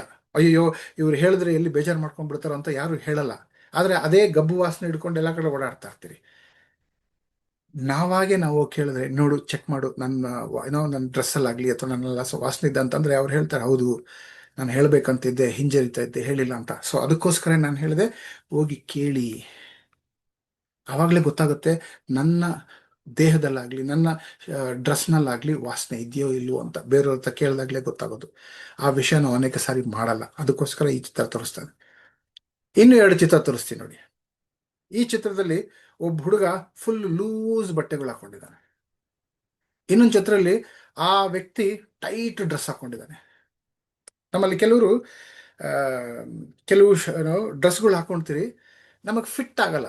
ಅದು ಲೂಸ್ ಆಗೋದ್ರು ಇರ್ಬೋದು ಅಥವಾ ಟೈಟ್ ಆಗೋದ್ರು ಇರ್ಬೋದು. ಆದ್ರೆ ಅದು ನಮ್ಗನ್ಸುತ್ತೆ ಇದು ನನ್ನ ಫೇವ್ರೆಟ್ ಡ್ರೆಸ್ಸು, ಇದು ನಾನು ತುಂಬಾ ಇಷ್ಟವಾದ ಡ್ರೆಸ್ಸು ಅಂತ ಅದು ಹಾಕೊಂಡು ಓಡಾಡ್ತಾ ಇರ್ತೀವಿ. ಆದ್ರೆ ನೋಡೋರ್ಗೆ ಗೊತ್ತಾಗೋದು, ಅರೇ ಇದು ಫಿಟ್ ಆಗ್ತಾ ಇಲ್ಲ, ಇದು ಲೂಸ್ ಆಗಿದೆ, ಇದು ಟೈಟ್ ಆಗಿದೆ, ಇದು ನೋಡೋಕೆ ಅಸಹ್ಯ ಅನ್ನಿಸ್ತಾ ಇದೆ ಅಂತ ಹೇಳಿ. ಆದ್ರೂ ಇದು ನನ್ನ ಫೇವ್ರೆಟ್ಟು ಅಂತ ಹಾಗೆ ಹಾಕೊಂಡು ಓಡಾಡ್ತಾ ಇರ್ತೀರಿ. ನಮ್ಮಲ್ಲಿರುವಂಥ ಅನೇಕ ಸ್ವಭಾವಗಳು ಕೂಡ ಅದೇ ಥರನೇ. ಇದೇ ಥರ ಜೀವನ ಮಾಡೋದೇ ನನಗಿಷ್ಟ, ನಾನು ಹೀಗೆ ಇರ್ತೀನಿ ಅಂತ ಮೊಂಡುತನದಿಂದ ಇರೋ ರೀತಿಲೇ ಜೀವನ ಮಾಡ್ಕೊಂಡು ಹೋಗ್ತಾ ಇರ್ತೀರಿ. ಅದರಿಂದ ಹೊರಗೆ ಬರಬೇಕು, ಏನು ತೆಗೆದು ಹಾಕ್ಬಿಡ್ಬೇಕು ಅಂತ ಹೇಳಿ ತಿಳ್ಕೋಬೇಕು. ಅದರಲ್ಲೂ ನಮ್ಮ ಜೀವನ ಹೊಸದಾಗಿರ್ಬೇಕು ಅಂತಂದ್ರೆ ವಿಶೇಷವಾಗಿ ನಾವು ಆಲೋಚನೆ ಮಾಡಿ ನೋಡ್ಬೇಕಾಗಿರುವಂತ ವಿಷಯ, ನನ್ನ ಮನೇಲಿ ಹೇಗಿದ್ದೀನಿ, ನಾನು ಮನೆಯಲ್ಲಿ ನನ್ನ ಸ್ವಭಾವ ಹೇಗಿದೆ. ಪ್ರಪಂಚದಲ್ಲಿರೋಗೆಲ್ಲ ನಟನೆ ಮಾಡ್ಕೊಂಡು ಬಂದ್ಬಿಡ್ತೀನಿ, ನಾನು ನಾನು ತಾಳ್ಮೆಯಿಂದ ಇರೋಂಥ ವ್ಯಕ್ತಿ, ನನ್ನ ವ್ಯಕ್ತಿ ಕೋಪನೇ ಬರಲ್ಲ, ಆ ರೀತಿಲಿ ನಟನೆ ಮಾಡ್ಕೊಂಡು ಬಂದ್ಬಿಡ್ತೀರಿ ಹೊರಗಿರೋ ಪ್ರಪಂಚದಲ್ಲಿರುವಂಥ ಜನರ ಜೊತೆಲಿ. ಆದ್ರೆ ಮನೆಗೆ ಬಂದ್ಮೇಲೆ ನನ್ನ ಒರಿಜಿನಲ್ ಕ್ಯಾರೆಕ್ಟರ್, ನನ್ನ ಒರಿಜಿನಲ್ ಗುಣ ಹೊರಗೆ ಬರುತ್ತೆ. ಎಷ್ಟು ಕೋಪಿಷ್ಟ ನಾನು, ಎಷ್ಟು ಸೋಂಬೇರಿ ನಾನು, ಅಲ್ಲಿ ಬದಲಾವಣೆ ಆಗ್ಬೇಕು. ಯೇಸು ಹೇಳಿದ್ದು, ನೀವು ಒಬ್ಬರನ್ನೊಬ್ಬರು ಪ್ರೀತಿ ಮಾಡಬೇಕು. ನಾನು ನನ್ನ ಕುಟುಂಬದವರನ್ನ ಎಷ್ಟರ ಮಟ್ಟಿಗೆ ಪ್ರೀತಿ ಮಾಡ್ತಾ ಇದ್ದೀನಿ, ಅದು ಗುಣಮಟ್ಟ ಏನು, ಯೇಸು ಏನು ಹೇಳಿದ್ದು? ನಾನು ನಿಮ್ಮನ್ನು ಪ್ರೀತಿಸಿದಂತೆಯೇ ನೀವು ಒಬ್ಬರನ್ನೊಬ್ಬರು ಪ್ರೀತಿಸಬೇಕು. ಸೊ ಆಲೋಚನೆ ಮಾಡಿ ನೋಡಿ, ನಾನು, ಕಿರಣ್, ಶ್ವೇತಾನ ಯೇಸು ನನ್ನನ್ನು ಎಷ್ಟು ಪ್ರೀತಿ ಮಾಡ್ತಾ ಇದ್ರೋ ಅಷ್ಟು ಅವ್ರನ್ನ ಪ್ರೀತಿ ಮಾಡ್ತಾ ಇದ್ದೀನ? ನನ್ನ ಹೆಂಡತಿನಾಗ್ಲಿ ಗಂಡನಾಗ್ಲಿ ಯೇಸು ನನ್ನನ್ನು ಪ್ರೀತಿ ಮಾಡಿದಷ್ಟು ಪ್ರೀತಿ ಮಾಡ್ತಾ ಇದ್ದೀನ? ಬದಲಾವಣೆ ಆಗ್ಬೇಕು. ನನ್ನ ಮಕ್ಕಳನ್ನ ನಾನು ಯೇಸು ನನ್ನನ್ನು ಎಷ್ಟು ಪ್ರೀತಿ ಮಾಡ್ತಾ ಇದ್ರೋ ಆ ರೀತಿ ಪ್ರೀತಿ ಮಾಡ್ತಾ ಇದ್ದೀನ? ವಿಶೇಷವಾಗಿ ನಾವೆಲ್ಲ ಹೇಳ್ತೀರಿ, ನಾವು ಬೈತೀರಿ, ಹೊಡಿತೀರಿ, ಅವ್ರನ್ನ ತಿದ್ದಬೇಕು, ಅವ್ರನ್ನ ಬದಲಾವಣೆ ಮಾಡಬೇಕು, ಅವ್ರಿಗೆ ಬೆಳೆಸಬೇಕು ಅಂತ ಹೇಳ್ತಾ ಇದ್ದೀರಿ. ಆದ್ರೆ ಯೇಸು ಕೂಡ ಅದೇ ರೀತಿ ನಾವು ಕೂಡ ಬದಲಾವಣೆ ಆಗ್ಬೇಕು, ನಾವು ಕೂಡ ಬೆಳಿಬೇಕು ಅಂತ ಯೇಸು ನಮ್ಮನ್ನ ಅವಾಗ್ಲೂ ಅವಾಗ ಬೈತಾನೆ ಇರ್ತಾರ? ಯಾವಾಗ್ಲೂ ಏನೋ ಡಿಸಿಪ್ಲಿನ್ ಅಂತ ಹೇಳಿ ಪನಿಷ್ಮೆಂಟ್ ಕೊಡ್ತಾನೆ ಇರ್ತಾರ? ಇಲ್ಲ. ಪ್ರೀತಿ, ಕರುಣೆ, ಅವರ ಪ್ರೀತಿಯಿಂದ ನಮ್ಮನ್ನ ಬೆಳೆಸ್ತಾ ಇದ್ದಾರೆ. ಇನ್ನೊಂದು ಚಾನ್ಸ್, ಇನ್ನೊಂದು ಚಾನ್ಸ್, ಇನ್ನೊಂದು ಚಾನ್ಸ್, ಕೃಪೆ ಮೇಲೆ ಕೃಪೆ ಮೇಲೆ ಕೃಪೆ ಮೇಲೆ ಕೃಪೆ ಮೇಲೆ ತೋರಿಸ್ಕೊಂಡು ನಮ್ಮನ್ನ ಬೆಳೆಸ್ಕೊಂಡು ಹೋಗ್ತಾ ಇದ್ದಾರೆ. ನಾನು ಅಂತಹ ತಂದೆ, ನಾನು ಅಂತಹ ತಾಯಿಯಾಗಿದ್ದೀನ? ಯೋಚನೆ ಮಾಡಿ ನೋಡೋಣ. ಒಬ್ಬರನ್ನೊಬ್ಬರು ಯೇಸು ನನ್ನನ್ನು ಪ್ರೀತಿಸ ಹಾಗೆ ನಾನು ಪ್ರೀತಿಸ್ಬೇಕು. ನನ್ನ ಸ್ನೇಹಿತರನ್ನಾಗ್ಲಿ ಅಥವಾ ನನ್ನ ಕೆಲಸ ಮಾಡೋ ಜಾಗದಲ್ಲಾಗ್ಲಿ ಬೇರೆಯವ್ರನ್ನ ಯಾವ ರೀತಿಲಿ ಪ್ರೀತಿ ಮಾಡ್ತಾ ಇದ್ದೀನಿ? ಗುಣಮಟ್ಟ ಏನು? ಸ್ಟ್ಯಾಂಡರ್ಡ್ ಏನು? ಯೇಸು ನನ್ನನ್ನು ಪ್ರೀತಿಸಿದ ಹಾಗೆ ನಾನು ಅವ್ರನ್ನ ಪ್ರೀತಿಸ್ಬೇಕು. ಪ್ರೀತಿಸ್ತಾ ಇದ್ದೀನ? ಆ ರೀತಿಲಿ ಪ್ರೀತಿ ಮಾಡುವಂತ ವ್ಯಕ್ತಿ ನಾನಾದ್ರೆ ನನ್ನ ಜೀವನ ಗ್ಯಾರಂಟಿ ಹೊಸದಾಗಿರುತ್ತೆ, ಪ್ರತಿನಿತ್ಯ ಹೊಸದಾಗಿರುತ್ತೆ. ಬೇಕಂದ್ರೆ ನೀವು ಇದನ್ನ ನಾವು ಚಾಲೆಂಜ್ ಆಗಿ ತಗೊಂಡು ಜೀವನದಲ್ಲಿ ಇದನ್ನ ಅಳವಡಿಸಿ ನೋಡಿ. ಪ್ರೀತಿ ಮಾಡುವಂತ ವ್ಯಕ್ತಿಯಾಗಿ ಎಷ್ಟು ಪ್ರೀತಿ ಮಾಡ್ತೀರೋ ಅಷ್ಟು ನಮ್ಮ ಜೀವನದಲ್ಲಿ ನೂತನ ಬರುತ್ತೆ, ಹೊಸತನ ಬರುತ್ತೆ. ನಮ್ಮ ಜೀವನ ಹೊಸ ವರ್ಷದಲ್ಲಿ ಹೊಸದಾಗಿರ್ಬೇಕಂದ್ರೆ ನಾನು ಹೊಸ ವ್ಯಕ್ತಿ ಆಗಬೇಕು. ಹೊಸ ವ್ಯಕ್ತಿ ಅಂತಂದ್ರೆ ನನ್ನ ಸ್ವಭಾವದಲ್ಲಿ ಏನೆಲ್ಲ ತೆಗೆದು ಹಾಕಿ ಬಿಡಬೇಕು ಅಂತ ತಿಳ್ಕೊಂಡು ಆ ವಿಷಯಗಳನ್ನ ತೆಗೆದು ಹಾಕಬೇಕು. ಹೊಸ ವ್ಯಕ್ತಿ ನಾನಾಗಬೇಕು ನನ್ನ ಸ್ವಭಾವದಲ್ಲಿ. ಅದರಲ್ಲೂ ಪ್ರೀತಿ ಮಾಡುವಂತಹ ವಿಷಯದಲ್ಲಿ ನಾನು ಬದಲಾವಣೆ ಆದರೆ ನನ್ನ ಜೀವನ ಹೊಸದಾಗಿರುತ್ತೆ. ನನ್ನ ಗುಣಗಳಲ್ಲಿ ಯಾವ ಗುಣ, ಇನ್ನು ನಾನು ಸುಳ್ಳು ಹೇಳ್ತಾ ಇದ್ದೀನ ಅಥವಾ ಮೋಸ ಮಾಡ್ತಾ ಇದ್ದೀನ, ಚಿಕ್ಕದಾಗಿರ್ಬೋದು ದೊಡ್ಡದಾಗಿರ್ಬೋದು, ಅಥವಾ ಕಾಮದಾಸೆ ಪಡ್ತಾ ಇದ್ದೀನ? ಸೊ ಎಂತಹ ಸ್ವಭಾವಗಳಲ್ಲಿ ನಾನು ನನ್ನ ಪಾಪಗಳಲ್ಲಿ ತೆಗೆದು ಹಾಕಬೇಕಾಗಿರುವಂಥ ವಿಷಯಗಳು ಎಷ್ಟರ ಮಟ್ಟಿಗೆ ನಾನು ತೆಗೆದು ಹಾಕ್ತಾ ಇರ್ತೀನೋ ಅಷ್ಟರ ಮಟ್ಟಿಗೆ ನೂತನ ಅಥವಾ ಹೊಸತನ ನನ್ನ ಜೀವನದಲ್ಲಿ ಬರ್ತಾ ಇರುತ್ತೆ. ಜ್ಞಾನೋಕ್ತಿಗಳು 26:11 ಹೇಳುತ್ತೆ, ನಾಯಿ ತಾನು ಕಕ್ಕಿದ್ದನ್ನು ನೆಕ್ಕುವುದಕ್ಕೆ ತಿರುಗಿಕೊಳ್ಳುವ ಹಾಗೆ ಮೂಢನು ತಾನು ಮಾಡಿದ ಮೂರ್ಖತನವನ್ನೇ ಪುನಃ ಮಾಡುವನು. ಅದೇ ನಾವು ಮಾಡ್ತಾ ಇರೋದು. ನಮ್ಮ ಜೀವನ ಯಾಕೆ ಹೊಸತನ ಇಲ್ಲ? ಮೂಢರು ನಾವು ಮಾಡಿದ ಮೂರ್ಖತನವನ್ನೇ ಪುನಃ ಪುನಃ ಮಾಡ್ತಾ ಇದ್ದೀನಿ. ಗಮನವಿಟ್ಟು ಕೇಳಿಸ್ಕೊಳ್ಳಿ. ತಿಂತಾ ಇದ್ರೆ ಲದ್ದಿ ಕೂಡ ಲಡ್ಡು ಅನ್ಸುತ್ತೆ ನಮ್ಗೆ. ಲದ್ದಿ ರುಚಿ ಯಾಕೆ ತಿನ್ನಲ್ಲ, ಆದ್ರೆ ತಿನ್ನೋಂತ ಅಭ್ಯಾಸ ಮಾಡ್ಕೊಂಡು ಹೋಗ್ತಾ ಇದ್ರೆ ಲದ್ದಿ ಕೂಡ ಲಡ್ಡು ಅನ್ಸುತ್ತೆ. ಸೊ ಯೋಚನೆ ಮಾಡಿ ನೋಡಿ, ನನ್ನ ಜೀವನದಲ್ಲಿ ಅಂತಹ ಲದ್ದಿಗಳೇನಿದೆ? ಈಗ ಅದು ನನ್ನ ಸ್ವಭಾವ ಆಗ್ಬಿಟ್ಟಿದ್ಯಾ, ನನ್ನ ಅಭ್ಯಾಸ ಆಗ್ಬಿಟ್ಟಿದ್ಯಾ? ಮಾಡ್ಕೊಂಡು ಬಂದ್ಬಿಟ್ಟು ಅದೇ ರೀತಿ ನಾನು ಮಾಡ್ಕೊಂಡು ಹೋಗ್ತಿದ್ದೀನ? ಅಥವಾ ಹೊಸ ವ್ಯಕ್ತಿ ಆಗ್ತಾ ಇದ್ದೀನ? ಬದಲಾವಣೆ ಆಗ್ತಾ ಇದ್ದೀನ? ಪ್ರೀತಿ ಮಾಡುವಂತ ವ್ಯಕ್ತಿ ನಾನು ಆಗ್ತಾ ಇದ್ದೀನ? ಏನು ತೆಗೆದು ಹಾಕಿ ಬಿಡಬೇಕು ಅನ್ನೋದು ಒಳಗೆ ನಾವು ಗುರುತಿಸಿ ಬದಲಾವಣೆ ಆಗ್ಬೇಕು. ಇನ್ನೊಂದು ವಿಷಯ ನಾವೇನ್ ಮಾಡ್ತೀವಿ ಅಂತಂದ್ರೆ, ಇವಾಗ ಒಂದು ಎಕ್ಸಾಂಪಲ್ ತಗೊಂಡು ಹೇಳ್ತೀನಿ. ನಾನು ತೂಕ ಕಮ್ಮಿ ಮಾಡ್ಕೋಬೇಕು ಅಂತಂದ್ರೆ ಕೆಲವು ಆಹಾರಗಳನ್ನ ಬಿಟ್ಬಿಡ್ಬೇಕು. ಸ್ವೀಟ್ ಆಗಲಿ ಅಥವಾ ಏನೋ ಆಯಿಲ್ ಫ್ರೈ ಮಾಡಿರುವಂತಹ ತಿಂಡಿಗಳಾಗ್ಲಿ, ಇಂತಹಗಳನ್ನೆಲ್ಲ ನಾನು ತೂಕ ಕಮ್ಮಿ ಮಾಡ್ಕೋಬೇಕು ಅಂತ ಇದನ್ನ ಬಿಟ್ಬಿಡ್ಬೇಕು. ತಿನ್ಬಾರ್ದು ಇನ್ಮೇಲೆ. ಕಬಾಬು, ಚಾಕ್ಲೇಟು, ಅದು ಇದು ಎಲ್ಲ ತಿನ್ಬಾರ್ದು ಅಂತ ನಾವೇನಾದ್ರೂ ನಿರ್ಧಾರ ಮಾಡ್ಕೊಂಡ ಅಂತಂದ್ರೆ ಯಾವಾಗ್ಲೂ ಕೂಡ ಅಯ್ಯೋ ಕಬಾಬ್ ಬಿಟ್ಬಿಡ್ಬೇಕು, ಅಯ್ಯೋ ಕಬಾಬ್ ಬಿಟ್ಬಿಡ್ಬೇಕು, ಅಯ್ಯೋ ಚಾಕ್ಲೇಟ್ ಬಿಡ್ಬೇಕು, ಅಯ್ಯೋ ಚಾಕ್ಲೇಟ್ ಬಿಟ್ಬಿಡು, ಅಯ್ಯೋ ಕೇಕ್ ಬಿಟ್ಬಿಡ್ಬೇಕು, ಅಯ್ಯೋ ಕೇಕ್ ಬಿಟ್ಬಿಡ್ಬೇಕು ಅಂತ ಹೇಳ್ತಾ ಇದ್ರೆ ನಮ್ಮ ಮನ್ಸಲ್ಲಿ ಯಾವಾಗ್ಲೂ ಕೂಡ ಅಯ್ಯೋ ತಿನ್ಬೇಕು ತಿನ್ಬೇಕು ಅನ್ಸ್ತಾ ಇರುತ್ತೆ. ಚಾಕ್ಲೇಟು, ಕಬಾಬು ಇದು ತೆಗೆದು ಹಾಕ್ಬಿಡ್ಬೇಕು ಅಂತಂದ್ರೆ ಅದನ್ನ ತೆಗೆದು ಹಾಕಿ ಹೊಸ ವಿಷಯಗಳು ಏನು ಬೇಕು ಅಂದ್ರೆ ಹಣ್ಣು, ತರಕಾರಿ, ಇಂತಹ ವಿಷಯಗಳನ್ನ ತಿನ್ನೋ ಅಭ್ಯಾಸ ಮಾಡ್ಕೊಂಡ ಅಂತಂದ್ರೆ ಮತ್ತೆ ಯಾವ್ದು ತಿನ್ಬಾರ್ದು ಅಂತಿದ್ಯೋ ಅದನ್ನ ಬಿಟ್ಕೊಡೋದಕ್ಕೆ ಸಲೀಸಾಗ್ಬಿಡುತ್ತೆ. ಸೊ ಅದೇ ರೀತಿ ನಮ್ಮ ಸ್ವಭಾವದಲ್ಲಿ ಇದು ತೆಗ್ದಾಕ್ಬೇಕಂದ್ರೆ ಹೊಸ ವಿಷಯಗಳು ಏನು ಅದನ್ನ ಧರಿಸ್ಕೋಬೇಕು. ಕೆಟ್ಟ ಮಾತು ಮಾತಾಡಬಾರ್ದು ಅಂದ್ರೆ ಒಳ್ಳೆ ಮಾತು ಮಾತಾಡೋದು ಬೆಳೆಸ್ಕೋಬೇಕು. ಕೋಪವಾಗಿ ಮಾತಾಡಬಾರ್ದು ಅಂತಂದ್ರೆ ತಾಳ್ಮೆಯಿಂದ ಮಾತಾಡೋದು ಬೆಳೆಸ್ಕೋಬೇಕು. ಒಂದು ವಿಷಯ ತೆಗೆದುಹಾಕ್ಬೇಕು ಅಂತಂದ್ರೆ ಹೊಸ ವಿಷಯನ ಧರಿಸ್ಕೋಬೇಕು. ಆವಾಗ್ಲೇನೆ ನಮ್ಮ ಜೀವನ ಬದಲಾವಣೆ ಆಗುತ್ತೆ, ನಮ್ಮ ವ್ಯಕ್ತಿತ್ವ ಬದಲಾವಣೆ ಆಗುತ್ತೆ, ನಮ್ಮ ಹೊಸ ವರ್ಷ ಹೊಸದಾಗಿರುತ್ತೆ. ಸೊ ಅನೇಕ ವಿಷಯಗಳು ನಿಮ್ಗೆ ಅರ್ಥ ಆಗಿದೆ ಅಂತ ಅನ್ಕೊಳ್ತೀನಿ. ಎರಡನೇ ವಿಷಯಕ್ಕೆ ಹೋಗೋಣ. ಎರಡನೇ ಅಂಶ, ಹೊಸ ವರ್ಷದಲ್ಲಿ ನಮ್ಮ ಜೀವನ ಹೊಸದಾಗಿರ್ಬೇಕಂದ್ರೆ ಮುಚ್ಚಿದ ಬಾಗಿಲುಗಳು ಮತ್ತು ತೆರೆದ ಬಾಗಿಲುಗಳನ್ನು ಗುರುತಿಸಿ. ಪ್ರಕಟಣೆ 3ನೇ ಅಧ್ಯಾಯ 8ನೇ ವಚನ. ನಿನ್ನ ಕೃತ್ಯಗಳನ್ನು ಬಲ್ಲೆನು, ನಿನಗಿರುವ ಶಕ್ತಿ ಕೊಂಚವಾಗಿದ್ದರೂ ನೀನು ನನಗೆ ಸೇರಿದವನಲ್ಲವೆಂದು ಹೇಳದೆ ನನ್ನ ವಾಕ್ಯವನ್ನು ಕಾಪಾಡಿದ್ದರಿಂದ ಇಗೋ ನಿನ್ನೆದುರಿನಲ್ಲಿ ಒಂದು ಬಾಗಿಲನ್ನು ತೆರೆದಿಟ್ಟಿದ್ದೇನೆ, ಯಾರು ಅದನ್ನು ಮುಚ್ಚಲಾರರು. ಅಂದ್ರೆ ಯೇಸು ಹೇಳ್ತಾ ಇದ್ದಾರೆ, ನೀನು ನನ್ನಲ್ಲಿದೆಯಾ, ನನ್ನ ನಂಬಿ ನಾನು ಹೇಳುವಂಥ ವಾಕ್ಯದ ಪ್ರಕಾರ ನಿನ್ನ ಜೀವನ ನಡ್ಸ್ಕೊಂಡು ಹೋಗ್ತಾ ಇದೆಯಾ, ಅದಕ್ಕೋಸ್ಕರ ನಾನು ಒಂದು ಬಾಗಿಲನ್ನು ತೆರೆದಿಟ್ಟಿದ್ದೇನೆ. ಅದೆಂಥ ಬಾಗಿಲು?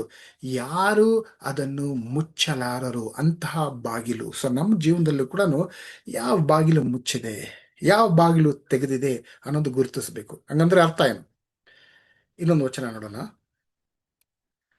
2ನೇ ಕೊರಿಂಥದವರಿಗೆ 9ನೇ ಅಧ್ಯಾಯ ವಚನ 8ರಿಂದ 11. ದೇವರು ಸಕಲ ವಿಧವಾದ ದಾನಗಳನ್ನು ನಿಮಗೆ ಧಾರಾಳವಾಗಿ ಅನುಗ್ರಹಿಸುವುದಕ್ಕೆ ಶಕ್ತನಾಗಿದ್ದರಿಂದ ನೀವು ಯಾವಾಗಲೂ ಎಲ್ಲ ವಿಷಯಗಳಲ್ಲಿ ಪರಿಪೂರ್ಣತೆಯುಳ್ಳವರಾಗಿ ಸಕಲ ಸತ್ಕಾರ್ಯಗಳನ್ನು ಹೇರಳವಾಗಿ ಮಾಡುವವರಾಗಿರಬೇಕು. ಜ್ಞಾಪಕ ಇಟ್ಕೊಳ್ಳಿ, ಸಕಲ ವಿಧವಾದ ದಾನಗಳನ್ನು ನಿಮಗೆ ಧಾರಾಳವಾಗಿ ಅನುಗ್ರಹಿಸೋದಕ್ಕೆ ದೇವರು ಶಕ್ತರು. ಸಕಲ ಯಾವಾಗಲೂ ಎಲ್ಲ ವಿಷಯಗಳಲ್ಲಿ ಪರಿಪೂರ್ಣತೆಯುಳ್ಳವು, ಸಕಲ ಸತ್ಕಾರ್ಯಗಳನ್ನು ಹೇರಳವಾಗಿ ಮಾಡುವವರಾಗಿ. ಸೊ ಇಂತಹ ವಿಷಯಗಳು ದೇವರು ನಮಗೆ ಆಶೀರ್ವಾದ ಮಾಡೋದಕ್ಕೆ ರೆಡಿ ಇದ್ದಾರೆ. ಉಪಕಾರಿಯ ವಿಷಯದಲ್ಲಿ 9ನೇ ವಚನ, ಅವನು ಬಡವರಿಗೆ ಧಾರಾಳವಾಗಿ ಕೊಟ್ಟನು, ಅವನ ನೀತಿಯ ಫಲವು ಸದಾಕಾಲವೂ ಇರುವುದು ಎಂದು ಶಾಸ್ತ್ರದಲ್ಲಿ ಬರೆದಿದೆಯಲ್ಲ. ಬಿತ್ತುವವನಿಗೆ ಬೀಜವನ್ನು, ಉಣ್ಣುವವನಿಗೆ ಆಹಾರವನ್ನು ಕೊಡುವಾತನು ನಿಮಗೂ ಬಿತ್ತುವುದಕ್ಕೆ ಬೀಜವನ್ನು ಕೊಟ್ಟು ಹೆಚ್ಚಿಸಿ ನಿಮ್ಮ ಧರ್ಮ ಕಾರ್ಯಗಳಿಂದಾಗುವ ಫಲಗಳನ್ನು ವೃದ್ಧಿಪಡಿಸುವನು. ಹೀಗೆ ನೀವು ಎಲ್ಲ ವಿಷಯಗಳಲ್ಲಿಯೂ ಐಶ್ವರ್ಯವಂತನಾಗಿದ್ದು ಉದಾರವಾಗಿ ಕೊಡಶಕ್ತನಾಗುವಿರಿ. ಇದಲ್ಲದೆ ನಿಮ್ಮ ದಾನಗಳು ನಮ್ಮ ಕೈಯಿಂದ ಮತ್ತೊಬ್ಬರಿಗೆ ಸೇರಿದಾಗ ದೇವರಿಗೆ ಕೃತಜ್ಞತಾ ಸ್ತುತಿಯನ್ನು ಉಂಟು ಮಾಡುವುದು. ದೇವ್ರು ಏನ್ ಹೇಳ್ತಾ ಇದಾರೆ ಅಂದ್ರೆ, ಪೌಲ್ ಹೇಳ್ತಾ ಇರೋದು ಕೊರಿಂಥದವರಿಗೆ ಬರೆದಂತ ಪತ್ರಿಕೆಯಲ್ಲಿ, ದೇವರು ನಿಮಗೆ ಆಶೀರ್ವಾದ ಮಾಡ್ತಾರೆ, ಅಂದ್ರೆ ನಮಗೆ ಆಶೀರ್ವಾದ ಮಾಡ್ತಾರೆ. ಯಾವ ರೀತಿಲಿ? ಉದಾರ ಮನೋಭಾವದಿಂದ, ಹೇರಳವಾಗಿ, ಸಕಲ ಸತ್ಕಾರ್ಯಗಳು, ಎಲ್ಲ ವಿಷಯಗಳಲ್ಲೂ ಪರಿಪೂರ್ಣತೆ. ಸೊ ಈ ರೀತಿಲಿ ಎಷ್ಟರ ಮಟ್ಟಿಗೆ ಅಂತಂದ್ರೆ, ಬೀಜ ಬಿತ್ತುವವನಿಗೆ ಬೀಜ, ಉಣ್ಣುವವನಿಗೆ ಆಹಾರ. ಎಷ್ಟರ ಮಟ್ಟಿಗೆ ಅಂತಂದ್ರೆ, ವಚನ 11, ಹೀಗೆ ನೀವು ಎಲ್ಲಾ ವಿಷಯಗಳಲ್ಲಿಯೂ ಐಶ್ವರ್ಯವಂತರಾಗಿದ್ದು, ಅಂದ್ರೆ ನೀವು ಐಶ್ವರ್ಯವಂತರಾಗ್ತೀರಾ, ಅಷ್ಟೇ ಅಲ್ದಿರ ಉದಾರವಾಗಿ ಕೊಡಶಕ್ತವರ. ಅಂದ್ರೆ ಎಷ್ಟರ ಮಟ್ಟಿಗೆ ಆಶೀರ್ವಾದ ಮಾಡ್ತೀರಾ ಅಂದ್ರೆ, ನೀವು ಬೇರೆಯವರಿಗೆ ಉದಾರವಾಗಿ ಕೊಡಶಕ್ತವಾಗುವಂತಹ ಆಶೀರ್ವಾದ, ಅಂತಹ ಬಾಗಿಲು ನಾನು ತೆಗಿತಾ ಇದ್ದೀನಿ ನಿಮಗೋಸ್ಕರ ಅಂತ ದೇವರ ಆಶೀರ್ವಾದ ನಮಗಿದೆ. ಹೇಗಿದೆ ನಮ್ಮ ಜೀವನ? ನಮ್ಮ ಜೀವನದಲ್ಲಿ ಹೊಸ ವರ್ಷ ಹೊಸದಾಗಿರ್ಬೇಕಂತಂದ್ರೆ ಮುಚ್ಚಿದ ಬಾಗಿಲು, ತೆರೆದ ಬಾಗಿಲು ಗುರುತಿಸ್ಬೇಕು. ಬಹುಶಃ ನಾವು ಅದೇ ಬಾಗಿಲನ್ನ ತಟ್ಕೊಂಡಿದ್ದೀರಿ. ಎಲ್ಲಿ ಆಶೀರ್ವಾದಗಳು ಸಿಗ್ತಾ ಇಲ್ವೋ, ಅಂದ್ರೆ ದೇವರು ನಮಗೆ ಕೊಡಬೇಕಾಗಿರುವಂತಹ ಆಶೀರ್ವಾದಗಳು ಸಿಗದೇ ಇರುವಂತಹ ಬಾಗಿಲುಗಳನ್ನ ನಾವು ತಟ್ಕೊಂಡೇ ಇದ್ರೆ ನಮ್ಮ ಜೀವನ ಹಾಗೆ ಇರುತ್ತೆ. ಹೊಸ ಬಾಗಿಲುಗಳನ್ನು ಹುಡುಕಿ, ದೇವರು ತೋರಿಸಿಕೊಡುವಂತಹ ಬಾಗಿಲುಗಳನ್ನು ಹುಡುಕಿ, ಆ ಬಾಗಿಲುಗಳನ್ನು ಗುರುತಿಸಿ ಅದನ್ನು ತೆಗಿಬೇಕು. ಆವಾಗಲೇ ನಮ್ಮ ಜೀವನ ಹೊಸದಾಗಿರುತ್ತೆ. ಅಂದ್ರೆ ನಾನು ನಂಬೋದೇನಂತಂದ್ರೆ, ನಮ್ಮ ಜೀವನ ಜೀವನದ ಗುಣಮಟ್ಟ ಬೆಳಿತಾನೆ ಇರಬೇಕು. ಇದು ದೇವರ ಒಂದು ಆಶೀರ್ವಾದ. ಈಗಲೂ ವಚನಗಳು ನೋಡಿದ್ರಿ. ಸೊ ಆ ರೀತಿಯಲ್ಲಿ ಬೆಳೀತಾ ಇರಬೇಕು ಅಂತಂದ್ರೆ ಯಾವ ಬಾಗಿಲು ತೆಗಿಬೇಕು ಅಂತಂದ್ರೆ, ನೀವು ಕೇಳ್ಕೊಬೇಕಾಗಿರೋದು, ನಾನು ಮಾಡ್ತಾ ಇರೋಂಥ ಕೆಲಸದಲ್ಲಿ ನಾನು ಮುಂದಿನ ಹೆಜ್ಜೆ ಅಂದ್ರೆ ಮುಂದಿನ ಹಂತಕ್ಕೆ ಹೋಗ್ಬೇಕಂದ್ರೆ ಏನ್ ಮಾಡಬೇಕು? ಆ ಬಾಗಿಲನ್ನ ತಟ್ರಿ. ಇದುವರೆಗಳು ಅಂದ್ರೆ ಇಷ್ಟು ವರ್ಷಗಳು ಯಾವ ರೀತಿಯಲ್ಲಿ ಕೆಲಸ ಮಾಡ್ಕೊಂಡು ಬರ್ತಾ ಇದ್ನೋ ಅದೇ ರೀತಿಯಲ್ಲಿ ಕೆಲಸ ಮಾಡ್ಕೊಂಡು ಬರ್ತಾ ಇದ್ದ ಅಂತಂದ್ರೆ ಅದೇ ಸಂಬಳದಲ್ಲೇ ಇರ್ತೀರಿ ನಾವು. ಆ ರೀತಿಯಲ್ಲಿ ಬಿಟ್ಟು ಹೊಸ ಬಾಗಿಲು, ನಾನು ಕಲಿಬೇಕಾದಂಥ ವಿಷಯಗಳೇನಾದ್ರು ಇದೆಯಾ? ನಾನು ಹೊಸ ಕೌಶಲ್ಯಗಳೇನಾದ್ರು ಕಲಿಬೇಕಾಗಿ, ನಾನು ಮಾಡುವಂಥ ಕೆಲಸದ ವಿಧಾನದಲ್ಲಿ ಬದಲಾವಣೆ ಆಗ್ಬೇಕಾಗಿದೆಯಾ? ಅಂತಹ ವಿಷಯಗಳನ್ನ ಗುರುತಿಸಿ ಆ ಬಾಗಿಲನ್ನು ತಟ್ರಿ. ನಾನು ಕಲಿಬೇಕು ಅನ್ನೋಂತಹ ಬಾಗಿಲನ್ನು ತಟ್ರಿ. ನಾನು ಬೆಳಿಬೇಕು ಅನ್ನುವಂತಹ ಬಾಗಿಲನ್ನು ತಟ್ರಿ. ಆಗ ದೇವ್ರು ಹೇಳ್ತಿದ್ರೆ, ನಾನು ನಿಮ್ಗೆ ಎಷ್ಟು ಆಶೀರ್ವಾದ ಮಾಡ್ತೀನಿ ಅಂತಂದ್ರೆ, ನೀವು ಬೇರೆಯವ್ರಿಗೆ ಕೊಡುವಂತಹ ಐಶ್ವರ್ಯ ನಾನು ನಿಮ್ಗೆ ಕೊಡ್ತೀನಿ ಅಂತ ಇದ್ದಾರೆ. ನಮ್ಮ ಕ್ರೈಸ್ತರಲ್ಲಿ ನಾವು ಅನೇಕರು ನಾನು ನೋಡ್ತಾ ಇದ್ದೀನಿ, ನಮ್ಮ ಜೀವನ ಹಾಗೇ ಇದೆ, ಹಾಗೆ ಇರಬೇಕು ಅನ್ನೋದು ನಮ್ಮ ದೇವರ ಆಸೆ ಅಲ್ಲ. ನಾವು ಸೋಂಬೇರಿ ಆಗ್ಬಿಟ್ಟಿದ್ದೀರಿ. ನಾವು ಹೊಸ ವಿಷಯ ಕಲಿಯೋದಕ್ಕೆ ಭಯ ಪಡ್ತಾ ಇದ್ದೀರಿ. ಅಯ್ಯೋ, ನನಗೆ ಈ ತಂತ್ರಜ್ಞಾನದಲ್ಲಿ ವಿಷಯಗಳೆಲ್ಲ ಗೊತ್ತಿಲ್ಲ, ನಾನು ಅದು ಕಲಿಯೋಕ್ಕಾಗೋದಿಲ್ಲ ಅನ್ನೋಂಥ ಭಯ ಪಟ್ಕೊಂಡು ಆ ಬಾಗಿಲು ತಡೆದಿರ ಹಾಗೆ ಕೂತಿದ್ದೀರಿ. ಅದಕ್ಕೆ ನಾವು ಜೀವನದಲ್ಲಿ ಬೆಳೀತಾ ಇಲ್ವೇನೋ. ಅಯ್ಯೋ ಇಂಗ್ಲೀಷ್ ಕಲಿಬೇಕು, ಅಯ್ಯೋ ಇಂಗ್ಲೀಷ್ ನಂಗೆ ಬರೋದಿಲ್ವಲ್ಲ, ಅಯ್ಯೋ ಇಂಗ್ಲೀಷ್ಗೂ ನಂಗೆ ಭಯ. ಬಾಗಿಲು ತಟ್ರಿ, ಇಂಗ್ಲೀಷ್ ಕಲಿಯುವಂಥ ಬಾಗಿಲು ತಟ್ರಿ. ಅಥವಾ ಹೊಸ ತಂತ್ರಜ್ಞಾನಗಳನ್ನ ಕಲಿಯುವಂತಹ ಬಾಗಿಲನ್ನು ತಟ್ರಿ. ಹೆದರ್ಕೊಂಡು ಕೂತಿದ್ರೆ ಹಾಗೆ ಇರ್ತೀರಿ. ಬೆಳಿಬೇಕು, ಹೊಸ ಬಾಗಿಲುಗಳನ್ನು ತಟ್ಟಬೇಕು. ಆವಾಗ ನಮ್ಮ ಜೀವನದಲ್ಲಿ ಹೊಸತನಗಳು ಬರುತ್ತೆ.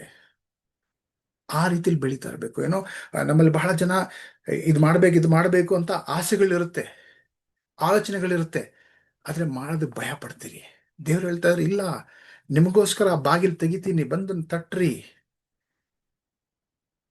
ಅವಾಗ ನೋಡಿ ಎಷ್ಟು ಆಶೀರ್ವಾದಗಳು ಬರುತ್ತೆ ಅಂತ.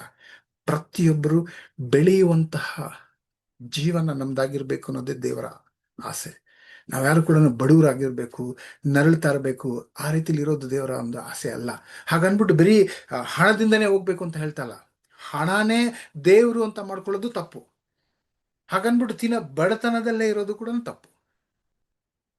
ದೇವರು ಸ್ಪಷ್ಟವಾಗಿ ಹೇಳ್ತಾ ಇದ್ದಾರೆ, ನಾವು ಬೆಳಿಬೇಕು. ನಾವು ಬೆಳೆಯುವಂತ ಒಂದು ಹೆಜ್ಜೆಗಳಿಟ್ಟ ಅಂದ್ರೆ, ಆ ಬಾಗಿಲು ತಡೆದ ಅಂತಂದ್ರೆ ದೇವರು ಹೊಸ ಹೊಸ ವಿಷಯಗಳು ನಮ್ಗೆ ಆಶೀರ್ವಾದ ಮಾಡ್ತಾರೆ. ನನ್ನ ಜೀವನದಲ್ಲಿ ಕೂಡ ಅದೇ ನೋಡಿದ್ದೆ. ನಾನು ಹಲವಾರು ವರ್ಷಗಳ ಮುಂಚೆ ನಾನು ಹೇಗಿದ್ದೆ, ಇವಾಗ ಹೇಗಿದ್ದೀನಿ ನೋಡೋಣ ಅಂತಂದ್ರೆ ಅನೇಕ ವಿಷಯಗಳು ನಾನು ನನ್ನ ಮನಸ್ಸು ತೆಗೆದಿಟ್ಕೊಂಡಿದ್ದೀನಿ. ನಾನು ಇನ್ನೂ ಕಲಿಬೇಕು, ಇನ್ನೂ ಕಲಿಬೇಕು, ಇನ್ನೂ ಕಲಿಬೇಕು ಅನ್ನೋಂಥ ಆಸೆ ಇರೋದ್ರಿಂದ ನನಗೆ ಬೆಳೆಯೋದಕ್ಕೆ ಸಾಧ್ಯ ಆಗ್ತಾ ಇದೆ. ಈಗ AI ಟೆಕ್ನಾಲಜಿಗಳೆಲ್ಲ ಬರ್ತಾ ಇದೆ. ನನಗೂ ಟೆಕ್ನಾಲಜಿಗೂ ಬರೋದಿಲ್ಲ, ಬಟ್ ಅದನ್ನು ನಾನು ಕಲಿಬೇಕು.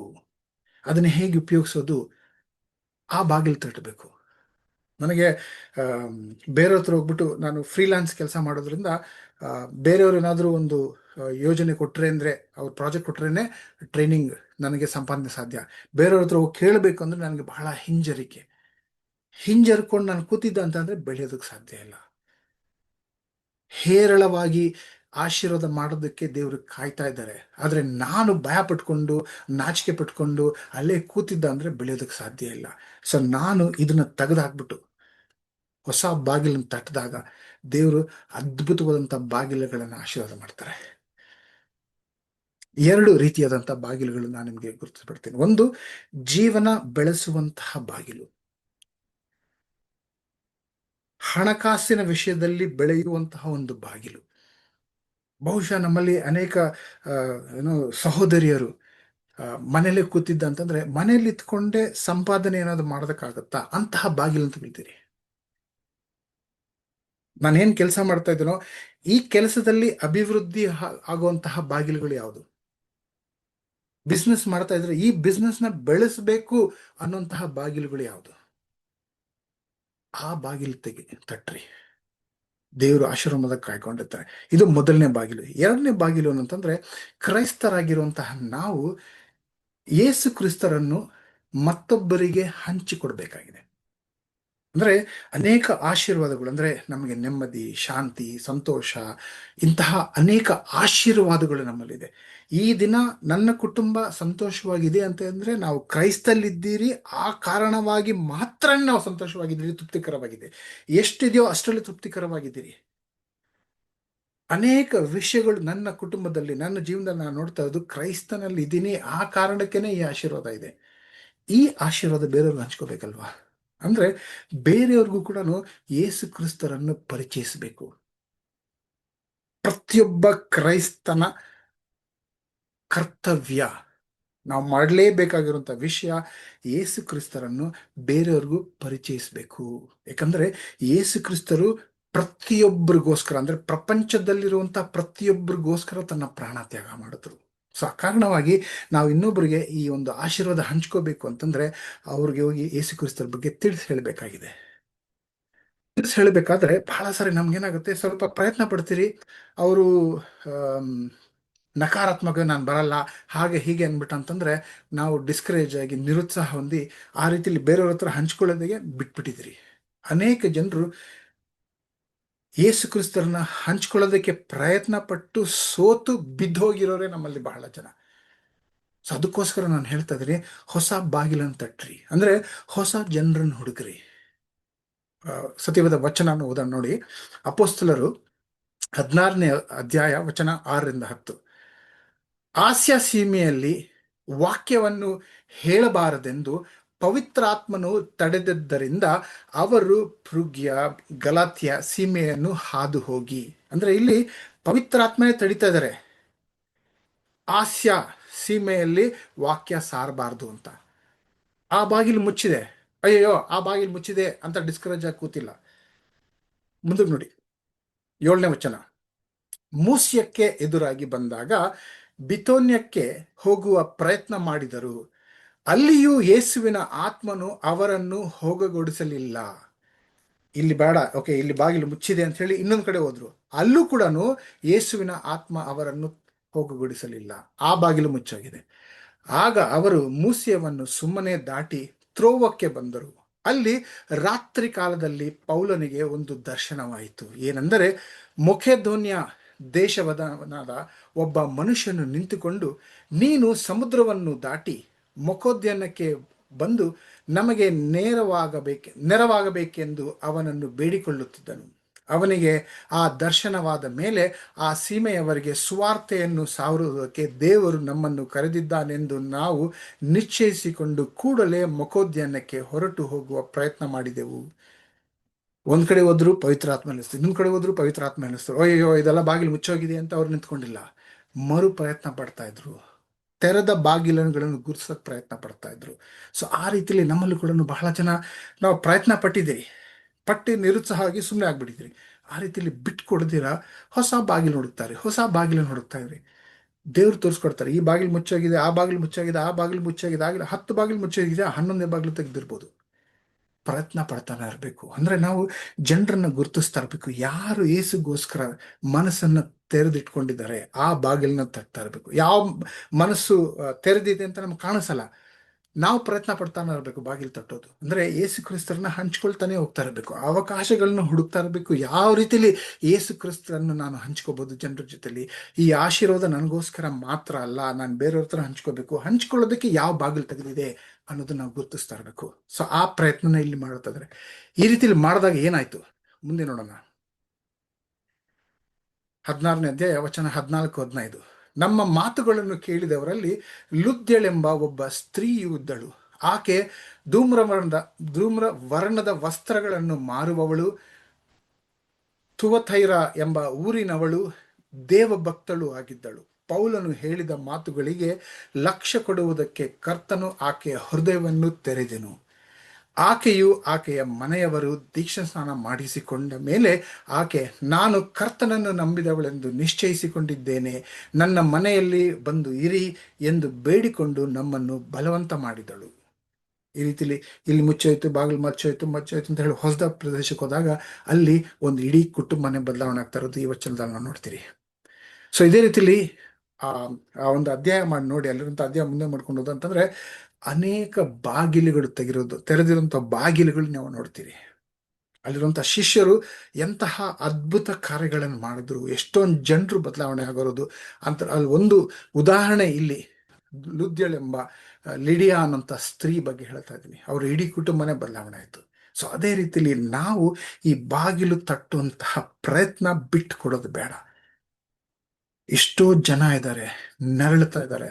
ಎಷ್ಟೊಂದು ಜನ ಈ ಕ್ಷಣಕ್ಕೂ ಸೂಸೈಡ್ ಮಾಡಬೇಕು ಅಂತ ಆಲೋಚನೆ ಮಾಡ್ಕೊತಾ ಇರ್ತಾರೆ. ಬಹಳ ನಿರುತ್ಸಾಹದಿಂದ, ಅಯ್ಯೋ ಏನೋ ಜೀವನ ಇಷ್ಟೇನಾ ಅಂತ ಹೇಳಿ ನರಳ್ತಾ ಇರುವಂತ ಜನ ಅನೇಕರಿದ್ದಾರೆ. ಅಂತಹ ಬಾಗಿಲುಗಳನ್ನು ಹೋಗಿ ತಟ್ಟೋಣ, ಪ್ರೇಯರ್ ಮಾಡೋಣ. ದೇವರೇ, ಲುದ್ಯಳನಂತಹ ಸ್ತ್ರೀ, ಅವರ ಇಡೀ ಕುಟುಂಬ ಕಾಯ್ತಾ ಇದ್ರು. ಇವರು ಬಾಗಿಲು ತಟ್ಟ ಪ್ರಯತ್ನ ಪಟ್ಟದಾಗ್ಲೇ ಆ ಸ್ತ್ರೀ ಮನೆಗೆ ಹೋಗಕ್ಕಾಯ್ತು. ಸೊ ಆ ರೀತಿಲಿ ನನ್ನನ್ನು ಉಪಯೋಗಿಸಿ ಅಂತ ಹೇಳಿ ಪ್ರೇಯರ್ ಮಾಡಿ, ಎಲ್ಲೆಲ್ಲಿ ಅವಕಾಶ ಸಿಗುತ್ತೋ ಅಲ್ಲಲ್ಲಿ ಯೇಸು ಕ್ರಿಸ್ತರ ಬಗ್ಗೆ ಹಂಚ್ಕೊಳ್ಳೋದಕ್ಕೆ ಪ್ರಯತ್ನ ಪಡಿ. ದೇವ್ರು ಯಾವ ರೀತಿಲಿ ನಮ್ಮ ಜೀವನದಲ್ಲೇ ಆಶೀರ್ವಾದ ಮಾಡಿದ್ದಾರೆ ಆ ಆಶೀರ್ವಾದನ ಹಂಚ್ಕೊಳ್ಳಿ. ನಾನು ಕೆಲವು ವಿಡಿಯೋಗಳು ತೋರಿಸ್ತೀನಿ. ಈ ವಿಡಿಯೋದಲ್ಲಿ ನೋಡಿ ಯಾವ ರೀತಿಲಿ ಜನರು, ಇದರಲ್ಲಿ ಒಂದು ವಿಡಿಯೋ ಬಳ್ಳಾರಿಯಿಂದ ಹಾವೇರಿಗೆ ಹೋಗ್ತಾರಂತಹ ಜನ, ಅಲ್ಲಿ ಹೊಸ ಪ್ರದೇಶಕ್ಕೆ ಹೋಗಿ ಅಲ್ಲಿ ಸುವಾರ್ತೆ ಸಾರಬೇಕು ಅಂದರೆ, ಜನರಿಗೆ ಯೇಸುನ ಹಂಚಬೇಕು ಅಂತ ಎಷ್ಟು ಸಂತೋಷವಾಗಿ ಹೋಗ್ತಾ ಇದ್ದಾರೆ ನೋಡಿ. ತಂಬೂರ ತಂದಿಗಳಿಂದ ಮೃದಂಗ ತಾಲಗಳಿಂದ ಸ್ತುತಿಸಿ ಮಾಡೋಣ ಎಲ್ಲ ಸರಿ. ಹೊಸದ ಧ್ವನಿಗಳಿಂದ ಸಂಗೀತ ನಾಟ್ಯಗಳಿಂದ ಕೀರ್ತಿಸಿ ನಲಿಯೋ. ದೇವರೇ ನರನು ಆಗಿಹನು, ಸ್ತೋತ್ರವು ದಿವ್ಯ యేసయ్యಗೆ. ಪೂರ್ವ ಜ್ಞಾನಿಗಳು ಕಂಡಿಡಿದರು, ರಾಜರು ಹುಟ್ಟಿದರು, ಕಾಣಿಕೆಗಳ ತಂದು ಶರಣಾದರು. ತಂಬೂರ ತಂದಿಗಳಿಂದ ಮೃದಂಗ ತಾಲಗಳಿಂದ ಸ್ತುತಿಸಿ ಹಾಡೋಣ ಎಲ್ಲ ಸರಿ. ಹೊಸದ ಧ್ವನಿಗಳಿಂದ ಸಂಗೀತ ನಾಟ್ಯಗಳಿಂದ ಕೀರ್ತಿಸಿ ನಲಿಯೋಣ ನೀವು ಬನ್ನಿ. యేసయ్య ಮನುಜನ ರಕ್ಷಿಂಪನು, ಲೋಕವಿ ಜ್ಯೋತಿಯನು ಹರದಿಹನು. యేసయ్య ಮನುಜನ ರಕ್ಷಿಂಪನು, ಲೋಕವಿ ಜ್ಯೋತಿಯನು ಹರದಿಹನು. ದೂತರು ಈ ಜನುಮವ ಸಾರಿದರು, ಪಾವನ ಪ್ರಭುವನ್ನು ನಮಿಸಿದರು.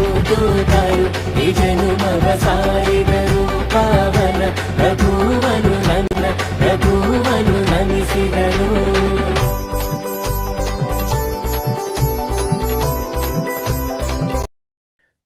ಆ ಮನಸ್ಸು, ಆ ಹುಮ್ಮಸ್ಸು ನಮ್ಮದಾಗಬೇಕು ಅಂತ ಪ್ರೇಯರ್ ಮಾಡಿ. ಆ ರೀತಿಲಿ ನಾವು ಬದಲಾವಣೆ ಆಗಿಲ್ಲ. ಅದು ಮೊದಲನೇ ವಿಡಿಯೋ. ಇನ್ನೊಂದು ವಿಡಿಯೋ ಇಲ್ಲಿ ಚಿತ್ರದುರ್ಗದಲ್ಲಿ ಅಲ್ಲಿರುವಂಥ ಶಿಷ್ಯರು ಯಾವ ರೀತಿಲಿ ಯೇಸುನ ಹಂಚ್ಕೊಳ್ಬೇಕು ಅಂತ, ಅಂದ್ರೆ ಕ್ರಿಸ್ಮಸ್ ದಿನ ಕ್ರಿಸ್ಮಸ್ ತಾತ ಅಂದ್ರೆ ಸ್ಯಾಂಟಾ ಕ್ಲಾಸ್ ಡ್ರೆಸ್ ಹಾಕೊಂಡು ಜನಗಳಿಗೆ ಚಾಕ್ಲೇಟ್ ಕೊಡ್ತಾ ಕೊಡ್ತಾ ಆಹ್ವಾನ ಮಾಡ್ತಾ ಇದ್ದಾರೆ, ಬನ್ನಿ ದೇವರ ವಾಕ್ಯ ಕೇಳೋದಕ್ಕೆ ಅಂತ ಹೇಳಿ. ಈ ರೀತಿಲಿ ಕ್ರಿಯಾತ್ಮಕವಾಗಿ ಬಾಗಿಲನ್ನು ಹುಡುಕ್ತಾ ಇದ್ದಾರೆ, ಯಾವ ಬಾಗಿಲು ತೆಗೆದಿದೆ ಅಂತ. ಈ ಪ್ರಯತ್ನಗಳನ್ನು ನಾವು ಬಿಟ್ಕೊಡೋದು ಬೇಡ. ಜನರಿಗೆ ಯೇಸು ಕ್ರಿಸ್ತರ ಬಗ್ಗೆ ಹೇಳ್ತಾ ಇರಬೇಕು. ಆ ಜನರಿಗೆ ಯೇಸು ಕ್ರಿಸ್ತರ ಬಗ್ಗೆ ಹೇಳ್ತಾ ಇದ್ರೆ ನಮ್ಮ ಜೀವನ ನೂತನವಾಗಿರುತ್ತೆ. ಅನೇಕ ವಿಷಯಗಳು ನಾವು ಕಲಿಯೋದಕ್ಕೆ, ಅನೇಕ ವಿಷಯದಲ್ಲಿ ನಾವು ಬೆಳೆಯೋದಕ್ಕೆ ಸಾಧ್ಯ ಆಗತ್ತೆ. ಅಂತಹ ಪ್ರಯತ್ನ ನಾವು ಬಿಟ್ಕೊಡೋದು ಬೇಡ. ಆವಾಗ ಹೊಸ ಜೀವನ ಹೊಸದಾಗಿರುತ್ತೆ, ಹೊಸ ವರ್ಷ ಹೊಸದಾಗಿರುತ್ತೆ. ಈಗ ನಾವು ಕರ್ತರ ಭೋಜನದಲ್ಲಿ ಪಾಲ್ಗೊಳ್ಳುವಂತಹ ಒಂದು ಸಮಯ. ಇಲ್ಲಿ ಈ ವಿಡಿಯೋಗಳಲ್ಲಿ ನಾವು ನೋಡಿದ್ರಿ, ಜನರು ಎಷ್ಟು ಹುಮ್ಮಸ್ಸಿನಿಂದ ಸುವಾರ್ತೆ ಸಾರ್ತಾ ಇದ್ದಾರೆ. ಯಾಕೆ, ಎಲ್ಲಿಂದ ಬರುತ್ತೆ ಅವ್ರಿಗೆ ಆ ಸ್ಫೂರ್ತಿ?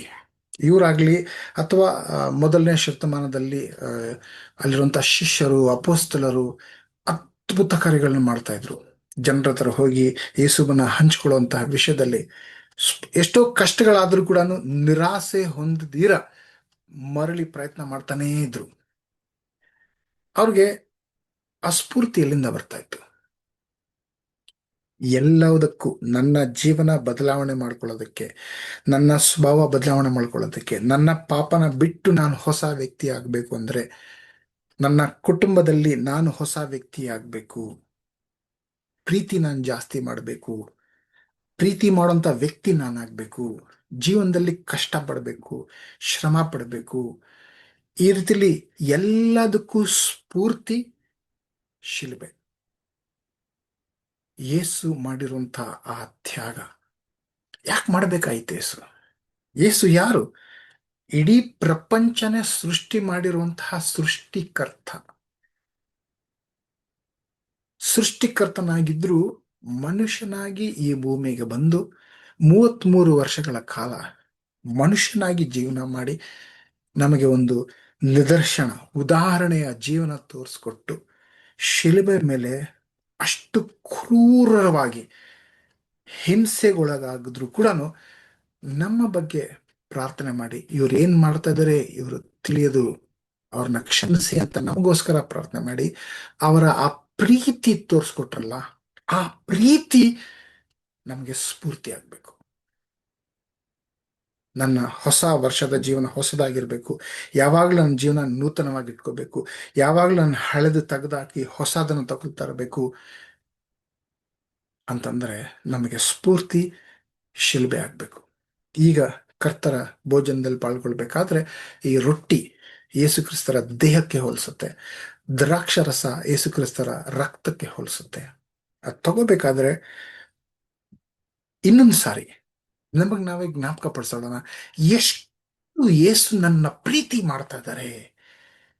ಆ ಪ್ರೀತಿ ಎಲ್ಲದಕ್ಕೂ ಸ್ಫೂರ್ತಿ ಆಗ್ಬೇಕು. ಆ ರೊಟ್ಟಿ ದ್ರಾಕ್ಷ ತಗೋಬೇಕಾದ್ರೆ ಆ ಪ್ರಾರ್ಥನೆ ಮಾಡೋಣ, ಆ ಸ್ಫೂರ್ತಿ ನಾವು ತಗೊಳ್ಳೋಣ. ಯಾರೆಲ್ಲ ನಾವು ನಿರುತ್ಸಾಹರಾಗಿದ್ರು, ನಮ್ಮ ಕ್ರೈಸ್ತರ ಜೀವನದಲ್ಲಿ ನಿರುತ್ಸಾಹರಾಗಿದ್ದರು, ಮರುಕಳಿಸೋಣ. ಇಲ್ಲ, ಈ ಸ್ಫೂರ್ತಿಯಿಂದ ನಾನು ಇನ್ನಷ್ಟು ಅದ್ಭುತವಾಗಿ ಜೀವನ ಮಾಡೋದಕ್ಕೆ ಪ್ರಯತ್ನ ಪಡ್ತೀನಿ. ಆ ಸ್ಫೂರ್ತಿನ ಯಾವತ್ತು ಮರೆಯೋದು ಬೇಡ. ಯೇಸು ಕ್ರಿಸ್ತರ ಆ ಪ್ರೀತಿಯ ರುಚಿ ಯಾವತ್ತು ನಾವು ಮರಿಬಾರ್ದು. ಪ್ರಾರ್ಥಿಸೋಣ. ಯೇಸುವೆ, ನನ್ನ ಮನಸ್ಸಿನಲ್ಲಿ ಅನೇಕ ಸಾರಿ ಇರುವಂತಹ ಒಂದು ಗೊಂದಲ, ಯಾಕೆ ನನ್ನನ್ನು ಇಷ್ಟೊಂದು ಪ್ರೀತಿ ಮಾಡ್ತೀಯ? ನನ್ನಲ್ಲಿ ಅಂತಹ ವಿಶೇಷ ಏನಿದೆ? ನನ್ನ ಬಗ್ಗೆ ನಾನು ಆಲೋಚನೆ ಮಾಡಿದ್ರೆ ನನಗೇ ಅಸಹ್ಯ ಅನ್ಸುತ್ತೆ. ಇಂತಹ ವ್ಯಕ್ತಿ ನಾನು, ನನ್ನನ್ನು ನೀವಿಷ್ಟು ಪ್ರೀತಿ ಮಾಡೋದ, ಇಷ್ಟು ಪ್ರೀತಿ ತೋರಿಸೋದ, ಇಷ್ಟು ಕೃಪೆ, ಎಷ್ಟು ಸಾರಿ ಕ್ಷಮಿಸ್ತಾ ಇದ್ದೀರಾ? ಈ ಪ್ರೀತಿ ಯಾಕೆ? ಉತ್ತರ ಇಲ್ಲ ಸ್ವಾಮಿ. ನೀವು ನಮ್ಮನ್ನು ಪ್ರೀತಿಸ್ತೀರ ಅಷ್ಟೇ, ಅದೇ ಸತ್ಯ. ಕಾರಣ ಏನೂ ಇಲ್ಲ, ಷರತ್ತಿಲ್ಲದ ಪ್ರೀತಿ ನಿಮ್ದು ಸ್ವಾಮಿ. ಅದಕ್ಕೆ ಯಾವ್ದು ಉತ್ತರ ಇಲ್ಲ. ನೀವು ಪ್ರೀತಿ ಮಾಡ್ತೀರಿ, ನಾವು ಆ ಪ್ರೀತಿನ ಅಂಗೀಕಾರ ಮಾಡಬೇಕು. ಆ ಕೃಪೆನ, ಆಶೀರ್ವಾದಾಗ ನಾವು ತಗೊಂಡು ಕೃತಜ್ಞತರಾಗಿರ್ಬೇಕು ಅಷ್ಟೇ ಸ್ವಾಮಿ. ಅಂತಹ ಮನಸ್ಸು ನಮಗೆ ಕೊಡಿ ಸ್ವಾಮಿ. ಆ ಸ್ಫೂರ್ತಿ ನಾವು ಯಾವತ್ತೂ ಮರಿಬಾರ್ದು. ಶಿಲುಬೆ ಯಾವತ್ತು ನಾವು ಮರಿಬಾರ್ದು. ಇದು ನಿಜ, ಎಲ್ಲೋ ಯಾವಾಗ್ಲೋ ಯಾರೋ ಬರ್ದಿರೋಂಥ ವಿಷಯ ಅಲ್ಲ, ಇದು ನಡೆದಿರೋಂಥ ವಿಷಯ. ಪ್ರತಿದಿನ ನಾವು ಜ್ಞಾಪಿಸ್ಕೋಬೇಕು, ನನ್ನನ್ನು ಯೇಸು ಇಷ್ಟೊಂದು ಪ್ರೀತಿ ಮಾಡ್ತಾ ಇದಾರೆ ಅಂತ. ಈ ರೊಟ್ಟಿ ಮತ್ತು ದ್ರಾಕ್ಷಾರಸ ತಗೋಬೇಕಾದ್ರೆ ಈ ರೊಟ್ಟಿನ ಆಶೀರ್ವಾದ ಮಾಡಿ, ದ್ರಾಕ್ಷಾರಸನ ಆಶೀರ್ವಾದ ಮಾಡಿ, ನಮ್ಮ ಮನಸ್ಸುಗಳನ್ನ ಬದಲಾವಣೆ ಮಾಡಿ ಸ್ವಾಮಿ. ನಾವು ನೂತನ ವ್ಯಕ್ತಿ ಆಗ್ಬೇಕು.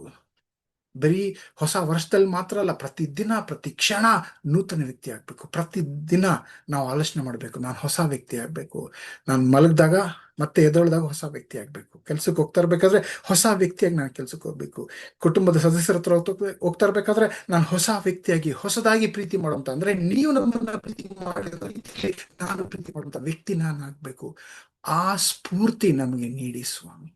ಆ ಶಕ್ತಿ ನಮಗೆ ನೀಡಿ. ನಾವು ಅಲ್ಪರು, ನಾವು ಶಕ್ತಿ ಇಲ್ಲದೆ ಇರೋರು ಸ್ವಾಮಿ, ಬಲಹೀನರು ಸ್ವಾಮಿ, ಸ್ವಾರ್ಥಿಗಳು, ಪಾಪಿಗಳು ಸ್ವಾಮಿ.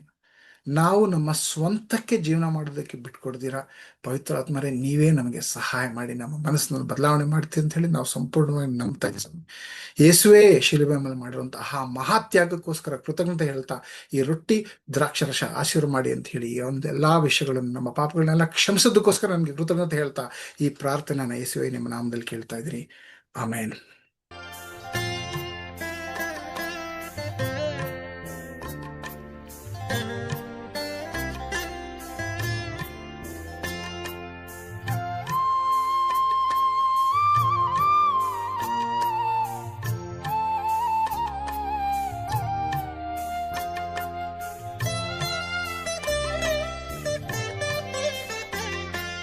ಕುಂಬಾರನೇ ಕುಂಬಾರನೇ ಸೃಷ್ಟಿಗೆ ಕಾರಣನೇ, ಜೇಡಿ ಮಣ್ಣಾದ ನನ್ನನು ದೃಷ್ಟಿಸಿ ನೋಡಿದೆನಿ. ಕುಂಬಾರನೇ ಕುಂಬಾರನೇ ಸೃಷ್ಟಿಗೆ ಕಾರಣನೇ, ಜೇಡಿ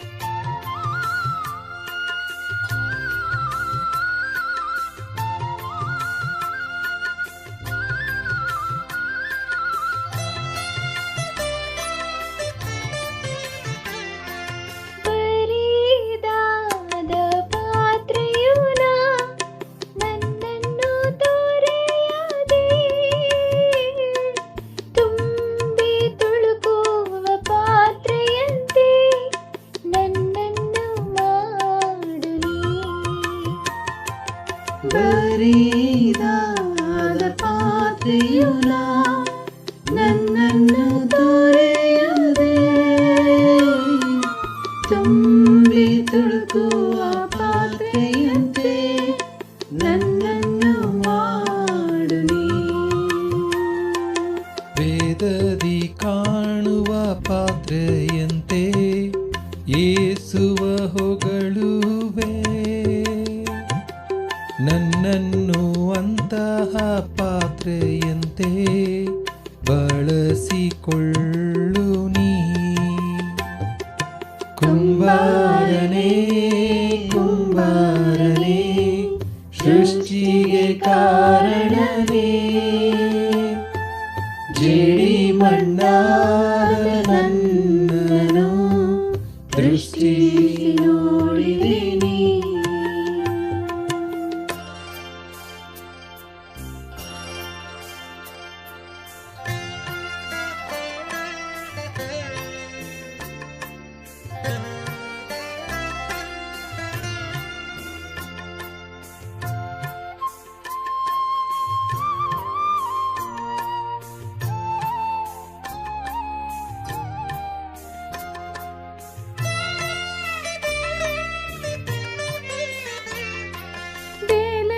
ಬೆಲೆಯಿಲ್ಲದ ಪಾತ್ರೆಯು ಪ್ರೀತಿಸುವವರಲ್ಲ, ಬೆಲೆಯಿಲ್ಲ ನಿನ್ ಕೃಪೆಯಿಂದ ಶ್ರೇಷ್ಠವಾಗಿಸು ನೀ. ಬೆಲೆಯಿಲ್ಲದ ಪಾತ್ರೆಯು ಪ್ರೀತಿಸುವವರಲ್ಲ, ಬೆಲೆಯಿಲ್ಲ ನಿನ್ ಕೃಪೆಯಿಂದ ಶ್ರೇಷ್ಠವಾಗಿಸು ನೀ. ತಡೆಯೆಲ್ಲವ ಅಗಲಿಸಿ ನಿನ್ನಂತೆ ಮಾರ್ಪಡಿಸು, ಜಜ್ಜಿಸಿ ನನ್ನನು ನಿನಗಾಗಿಯೇ ಸ್ವಾಸ್ಥ್ಯಗೊಳಿಸು ನೀ.